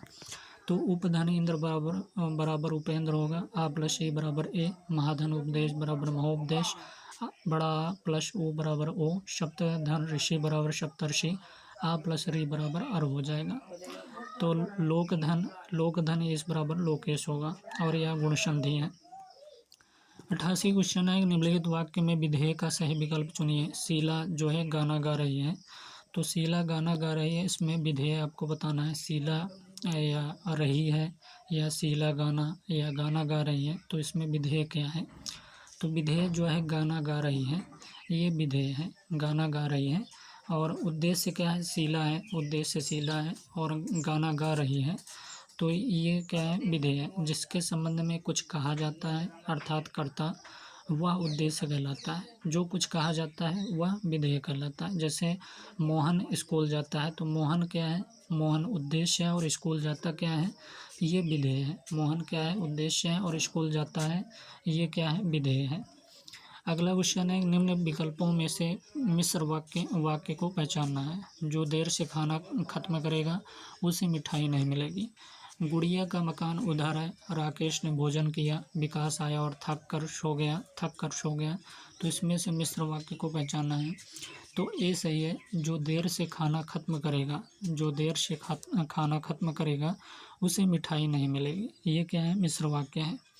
तो जिस वाक्य में एक साधारण वाक्य के अतिरिक्त उसके अधीन कोई दूसरा अंग वाक्य हो उसे क्या कहते हैं, मिश्र वाक्य कहते हैं। जिस वाक्य में एक साधारण वाक्य के अतिरिक्त जो है उसके अधीन कोई दूसरा अंग वाक्य हो उसे मिश्र वाक्य कहते हैं। जैसे जो देर से खाना खत्म करेगा उसे मिठाई नहीं मिलेगी, तो ये क्या है, मिश्र वाक्य है। 90 क्वेश्चन है, निम्नलिखित वाक्य में उद्देश्य का सही विकल्प पहचानिए। तो सीमा के जीजा जी बहुत बड़े वकील हैं, तो जीजा जी हैं या बड़े वकील हैं, या सीमा के जीजा जी या जीजा जी बहुत बड़े वकील। तो आपको उद्देश्य बताना है इसमें से सही विकल्प। तो सीमा के जीजा जी बहुत बड़े वकील हैं, तो इसमें से जीजा जी जो है ये सही है। जीजा जी जो हैं ये क्या है, उद्देश्य है। जिसके संबंध में कुछ कहा जाता है अर्थात कर्ता, वह उद्देश्य कहलाता है। जो कुछ कहा जाता है वह विधेय कहलाता है। अर्थात जीजा जी उद्देश्य हो गए और बहुत बड़े वकील हैं, ये क्या है, विधेय है। निम्नलिखित विकल्पों में इच्छावाचक वाक्य का सही विकल्प चुनिए। इच्छावाचक वाक्य का, माता जी बाजार गई हैं, तुम घर जा सकते हो, स्कूल की परीक्षाएं कब से हैं, मैं भी आपकी तरह देश की सेवा करना चाहता हूँ। तो इसमें इच्छावाचक वाक्य का सही विकल्प जो है डी है कि मैं भी आपकी तरह जो है देश की सेवा करना चाहता हूँ, ये क्या है, इच्छावाचक वाक्य है। जबकि माता जी बाजार गईं, ये क्या है, विधिवाचक वाक्य है। माता जी बाजार गईं, ये क्या है, विधिवाचक वाक्य है। तुम घर जा सकते हो, तुम घर जा सकते हो, तो ये क्या है, आज्ञावाचक वाक्य है। तुम जो है घर जा सकते हो, आज्ञावाचक वाक्य। और स्कूल की परीक्षाएं कब से हैं, स्कूल की परीक्षाएं कब से हैं, तो ये प्रश्नवाचक वाक्य है। रचना के आधार पर वाक्य 3 प्रकार के होते हैं और अर्थ के आधार पर वाक्य के 8 भेद हैं। रचना के आधार पर वाक्य जो है 3 प्रकार के होते हैं और अर्थ के आधार पर वाक्य के 8 भेद हैं। तो इसमें इच्छावाचक वाक्य पूछा गया था, तो मैंने बताया कि मैं भी आपकी तरह देश की सेवा करना चाहता हूँ। 92 क्वेश्चन है कि निम्न विकल्पों में से संयुक्त वाक्य को पहचानिए। तो रोहन ने वह घर खरीदा जो उसके मामा का था। शायद माताजी मान जाए। बालक सोता रहता है। मेरे पैर पर चोट लग गई और दर्द होने लगा। तो इसमें से संयुक्त वाक्य को पहचानना है। तो मेरे पैर पर चोट लग गई और जो है दर्द होने लगा। मेरे पैर पर चोट लग गई और दर्द होने लगा, ये क्या है, संयुक्त वाक्य है। तो ये संयुक्त वाक्य है। संयुक्त वाक्य उस वाक्य समूह को कहते हैं जिसमें 2 या 2 से अधिक जो है सरल वाक्य अथवा मिश्र वाक्य अव्ययों द्वारा संयुक्त हों। उपर्युक्त उदाहरण में 2 सरल वाक्यों को जोड़ने वाला संयोजक और है। 2 सरल वाक्यों को जोड़ने वाला संयोजक क्या है, और है।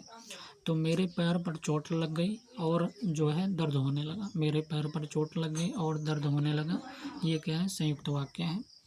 अगला क्वेश्चन है कि निम्न विकल्पों में से उस विकल्प का चयन कीजिए जो दिए गए वाक्य के अनुसार विशेषण के भेद का सही विकल्प हो। तो अभिमानी व्यक्ति का घमंड जरूर टूटता है। अभिमानी व्यक्ति का घमंड जरूर टूटता है। इसमें क्या बताना है? विशेषण के भेद का सही विकल्प बताना है। तो ये सार्वनामिक विशेषण है, संख्यावाचक है, परिमाणवाचक है या गुणवाचक है। तो यह गुणवाचक है कि अभिमानी व्यक्ति का घमंड जरूर टूटता है। यह गुणवाचक जो है विशेषण है। तो वाक्य में गुणवाचक विशेषण जिन विशेषणों से पदार्थ के गुण हो गया, रंग, आकार, दशा, अवस्था, रूप आदि का बोध हो, उन्हें गुणवाचक विशेषण कहते हैं। व्यवहार की दृष्टि से विशेषण के 4 भेद हैं। पहला नंबर गुणवाचक विशेषण, दूसरा नंबर संख्यावाचक विशेषण, तीसरा नंबर परिमाणवाचक विशेषण, चौथा नंबर सार्वनामिक विशेषण जिसे संकेतवाचक कहते हैं। तो विशेषणों में इनकी गुणवाचक विशेषण संख्या सबसे अधिक है। तो प्रश्न क्या था कि अभिमानी व्यक्ति का घमंड जरूर टूटता है, तो हमने बताया कि ये गुणवाचक विशेषण है। और हमने बताया गुणवाचक जिन विशेषणों से पदार्थ के गुण, रंग हो गया, आकार हो गया, दशा हो गया, अवस्था हो गया, रूप आदि का बोध हो, उन्हें गुणवाचक विशेषण कहते हैं। व्यवहार की दृष्टि से विशेषण के 4 भेद हैं। पहला नंबर गुणवाचक विशेषण, दूसरा नंबर संख्यावाचक विशेषण, तीसरा नंबर परिमाणवाचक विशेषण, चौथा नंबर सार्वनामिक विशेषण संकेतवाचक जिसे कहते हैं। विशेषणों में इनकी गुणवाचक विशेषण संख्या सबसे अधिक है। अगला 94 क्वेश्चन है कि निम्न विकल्पों में से मिश्र वाक्य को पहचानिए। मैं बहुत तेज दौड़ा फिर नहीं जीता। मैं बहुत तेज दौड़ा फिर भी नहीं जीता। दूसरा है कि पिताजी नए कपड़े लाए हैं। तीसरा नंबर, यदि तुम अपना कमरा साफ नहीं करोगे तो माँ से डांट पड़ेगी। चौथा है कि संभवतः वह सुधर गया। तो इसमें आपको मिश्र वाक्य को पहचानना है। तो सी सही है, यदि तुम अपना कमरा साफ नहीं करोगे तो माँ से डांट पड़ेगी। ये क्या है? मिश्र वाक्य है। यदि तुम अपना कमरा साफ नहीं करोगे तो माँ से डांट पड़ेगी, ये क्या है? मिश्र वाक्य है। जिस वाक्य में मुख्य उद्देश्य और मुख्य विधेय के अलावा एक या अधिक सामयिक क्रियाएं हों उसे मिश्र वाक्य कहते हैं। जिस वाक्य में मुख्य उद्देश्य और मुख्य विधेय के अलावा एक या अधिक सामयिक क्रियाएं हों उसे मिश्र वाक्य कहते हैं। रचना के अनुसार वाक्य के 3 भेद हैं। पहला नंबर साधारण वाक्य, दूसरा मिश्र वाक्य और तीसरा संयुक्त वाक्य। तो रचना के अनुसार वाक्य के कितने भेद हैं? तो 3 भेद हैं, साधारण वाक्य, मिश्र वाक्य और संयुक्त वाक्य। अर्थ के अनुसार वाक्य के 8 भेद हैं। पहला नंबर विधिवाचक है, दूसरा विस्मयवाचक है, तीसरा निषेधवाचक, चौथा संदेहवाचक और पांचवा आज्ञावाचक और छठवां इच्छावाचक और सातवां प्रश्नवाचक और आठवां जो है संकेतवाचक। अगला क्वेश्चन है निम्नलिखित वाक्य के अनुसार संज्ञा उपवाक्य का विकल्प बताइए। दीपक ने कहा कि वह कल नहीं आ सकता। तो इसमें संज्ञा उपवाक्य बताना है कि वह कल नहीं आ सकता, कि वह कल या दीपक ने कहा। तो इसका सही जवाब ए है कि वह कल नहीं आ सकता। ये क्या है? ये संज्ञा उपवाक्य है कि वह कल नहीं आ सकता। तो जो आश्रित उपवाक्य संज्ञा की तरह व्यवहृत हो उसे संज्ञा उपवाक्य कहते हैं। संज्ञा उपवाक्य की पहचान यह है कि उस उपवाक्य के पूर्व होता है। जैसे मैं नहीं जानता कि वह कहाँ है। मैं नहीं जानता कि वह कहाँ है। वाक्य में वह कहाँ है, यह क्या है? संज्ञा उपवाक्य है। वह कहाँ है, यह क्या है? संज्ञा उपवाक्य है। उपवाक्य 3 प्रकार के होते हैं। पहला नंबर संज्ञा उपवाक्य, दूसरा नंबर विशेषण उपवाक्य और तीसरा नंबर क्रिया विशेषण उपवाक्य। तो दीपक ने कहा कि वह कल नहीं आ सकता। तो ये सही है कि वह कल नहीं आ सकता। यह क्या है? संज्ञा उपवाक्य है। जो आश्रित उपवाक्य संज्ञा की तरह व्यवहृत हो उसे संज्ञा उपवाक्य कहते हैं। संज्ञा उपवाक्य की पहचान यह है कि उस उपवाक्य के पूर्व की होता है। उस उपवाक्य के पूर्व क्या होता है? की होता है। जैसे मैं नहीं जानता कि वह कहाँ है। वाक्य में वह कहाँ है संज्ञा उपवाक्य है। उपवाक्य 3 प्रकार के होते हैं। पहला नंबर संज्ञा उपवाक्य, दूसरा नंबर विशेषण उपवाक्य, तीसरा नंबर क्रिया विशेषण उपवाक्य। 96 क्वेश्चन है कि नीचे दिए गए शब्द में प्रयुक्त संधि भेद का सही विकल्प चुनिए। तो अत्यंत का संधि क्या होगा? संधि भेद क्या होगा अत्यंत का? अति धन अंत बराबर अत्यंत होगा। तो यह भैया यण संधि है। कौन सी संधि है? यण संधि है। यदि छोटी बड़ी, छोटा ऊ बड़ा ऊ और री के बाद कोई भिन्न स्वर आता है तो क्रमशः या वा और रा हो जाता है। इसे यण संधि कहते हैं। जैसे इति धन अर्थ बराबर अत्यर्थ, ई प्लस आ बराबर या, अति धन आचार बराबर अत्याचार, ई प्लस बड़ा आ बराबर या, और अति धन उत्तम बराबर अत्युत्तम, अत्युत्तम ई प्लस ओ बराबर यू, मनुधन अंतर बराबर मनवंतर, ओ प्लस आ बराबर व, मधुधन अरि बराबर मध्वरी, उ प्लस आ बराबर व। 97 क्वेश्चन है कि निम्नलिखित वाक्य में विधेय का सही विकल्प पहचानिए। घोड़ा तेज दौड़ रहा है, तो घोड़ा तेज दौड़ रहा है, तेज या घोड़ा रहा है या तेज दौड़ रहा है।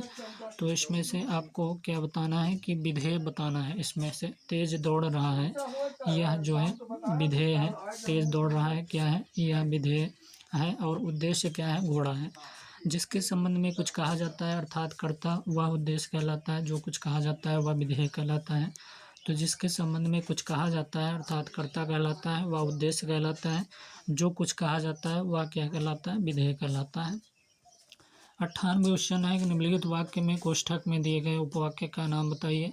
जहाँ तुम रहते हो मैं भी वहीं रहता हूँ, इसमें से आपको उपवाक्य का नाम बताना है। स्थानवाचक क्रिया विशेषण उपवाक्य है, प्रमाणवाचक उपवाक्य है, या संज्ञा उपवाक्य या कालसूचक उपवाक्य। कि जहाँ तुम रहते हो मैं भी वहीं रहता हूँ, तो ये भैया स्थानवाचक क्रिया विशेषण उपवाक्य है। कोष्ठक में दिया गया उपवाक्य स्थानवाचक क्रिया विशेषण उपवाक्य है। जो उपवाक्य क्रिया विशेषण की तरह व्यवहृत हो उसे क्रिया विशेषण उपवाक्य कहते हैं। इसमें प्रायः जब, जहाँ, जिधर, ज्यों, यद्यपि इत्यादि शब्दों का प्रयोग होता है। इसके द्वारा समय, स्थान, कारण, उद्देश्य, फल, अवस्था, समानता आदि का बोध होता है। उपवाक्य 3 प्रकार के होते हैं। पहला नंबर संज्ञा उपवाक्य, दूसरा नंबर विशेषण उपवाक्य, तीसरा नंबर क्रिया विशेषण उपवाक्य। 99 क्वेश्चन है, निम्नलिखित वाक्य में कोष्ठक में दिए गए उपवाक्य का नाम बताइए। वही इनाम पाएगा जो अच्छा कार्य करेगा। तो भैया ये रीतिवाचक उपवाक्य है या संज्ञा उपवाक्य या क्रिया विशेषण उपवाक्य, विशेषण उपवाक्य। तो वही इनाम पाएगा जो अच्छा कार्य करेगा। तो ये जो है इसका डी सही जवाब है। ये विशेषण उपवाक्य है। वही इनाम पाएगा जो अच्छा कार्य करेगा कोष्ठक में दिया गया विशेषण उपवाक्य है। जो आश्रित उपवाक्य विशेषण की तरह व्यवहृत हो उसे विशेषण उपवाक्य कहते हैं। इसमें जो, जैसा, जितना इत्यादि शब्दों का प्रयोग होता है। 100वां क्वेश्चन है कि नीचे दिए गए शब्दों का सही संधि वाला विकल्प पहचानिए। तो परमौज या परमोज या परम धन ओज या परमोज। तो इसका सही जवाब ए है। परम धन ओज बराबर परमौज शब्द का सही संधि विच्छेद है परम धन ओज।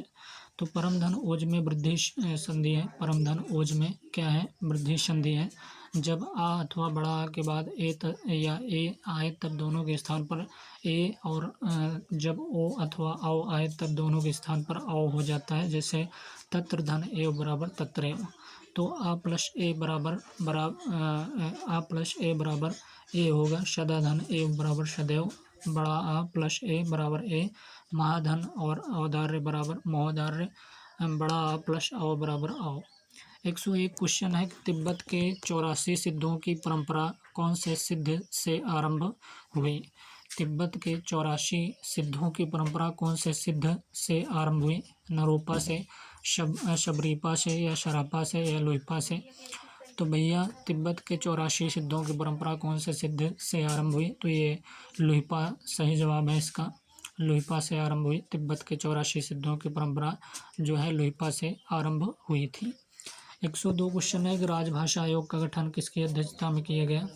तो बीजी खेर, आचार्य नरेंद्र देव, पीडी टंडन, मदन मोहन मालवीय। तो राजभाषा आयोग का गठन किसकी अध्यक्षता में किया गया। तो ये है बीजी खेर।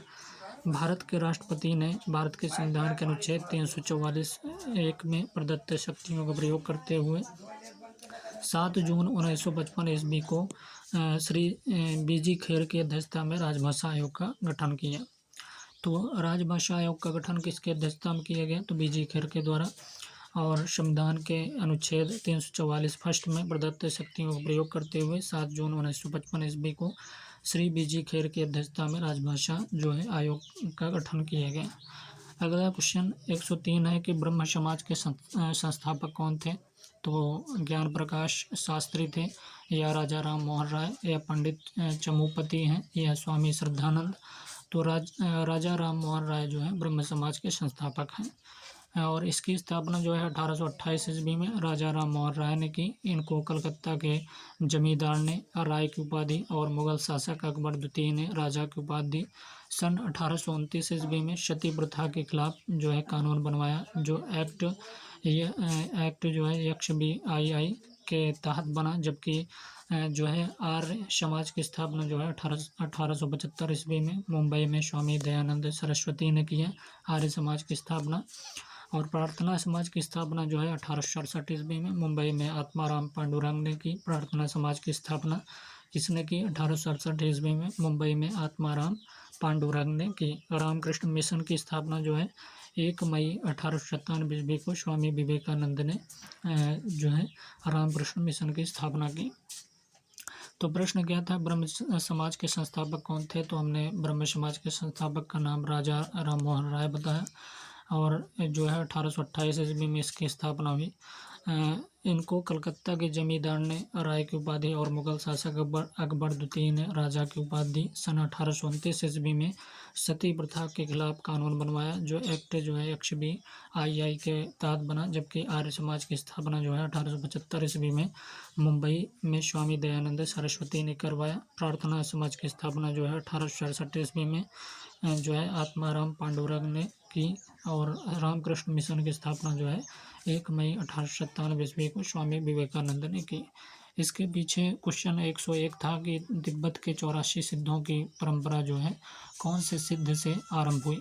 तिब्बत के 84 सिद्धों की परंपरा कौन से सिद्ध से आरंभ हुई? नारोपा, शबरीपा या सरापा या लुहिपा?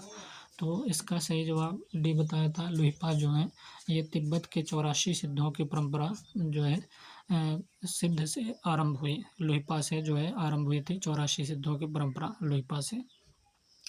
102 क्वेश्चन था कि राजभाषा आयोग का गठन किसके अध्यक्षता में किया गया? तो हमने बताया BG खेर के द्वारा, जो है राष्ट्रपति के संविधान के अनुच्छेद 344 फर्स्ट में प्रदत्त शक्तियों का प्रयोग करते हुए 7 जून 1955 ईस्वी को श्री BG खेर की अध्यक्षता में राजभाषा आयोग का गठन किया गया। परमौज परमधन औज बराबर परमौज, यह क्या है? वृद्धि संधि है।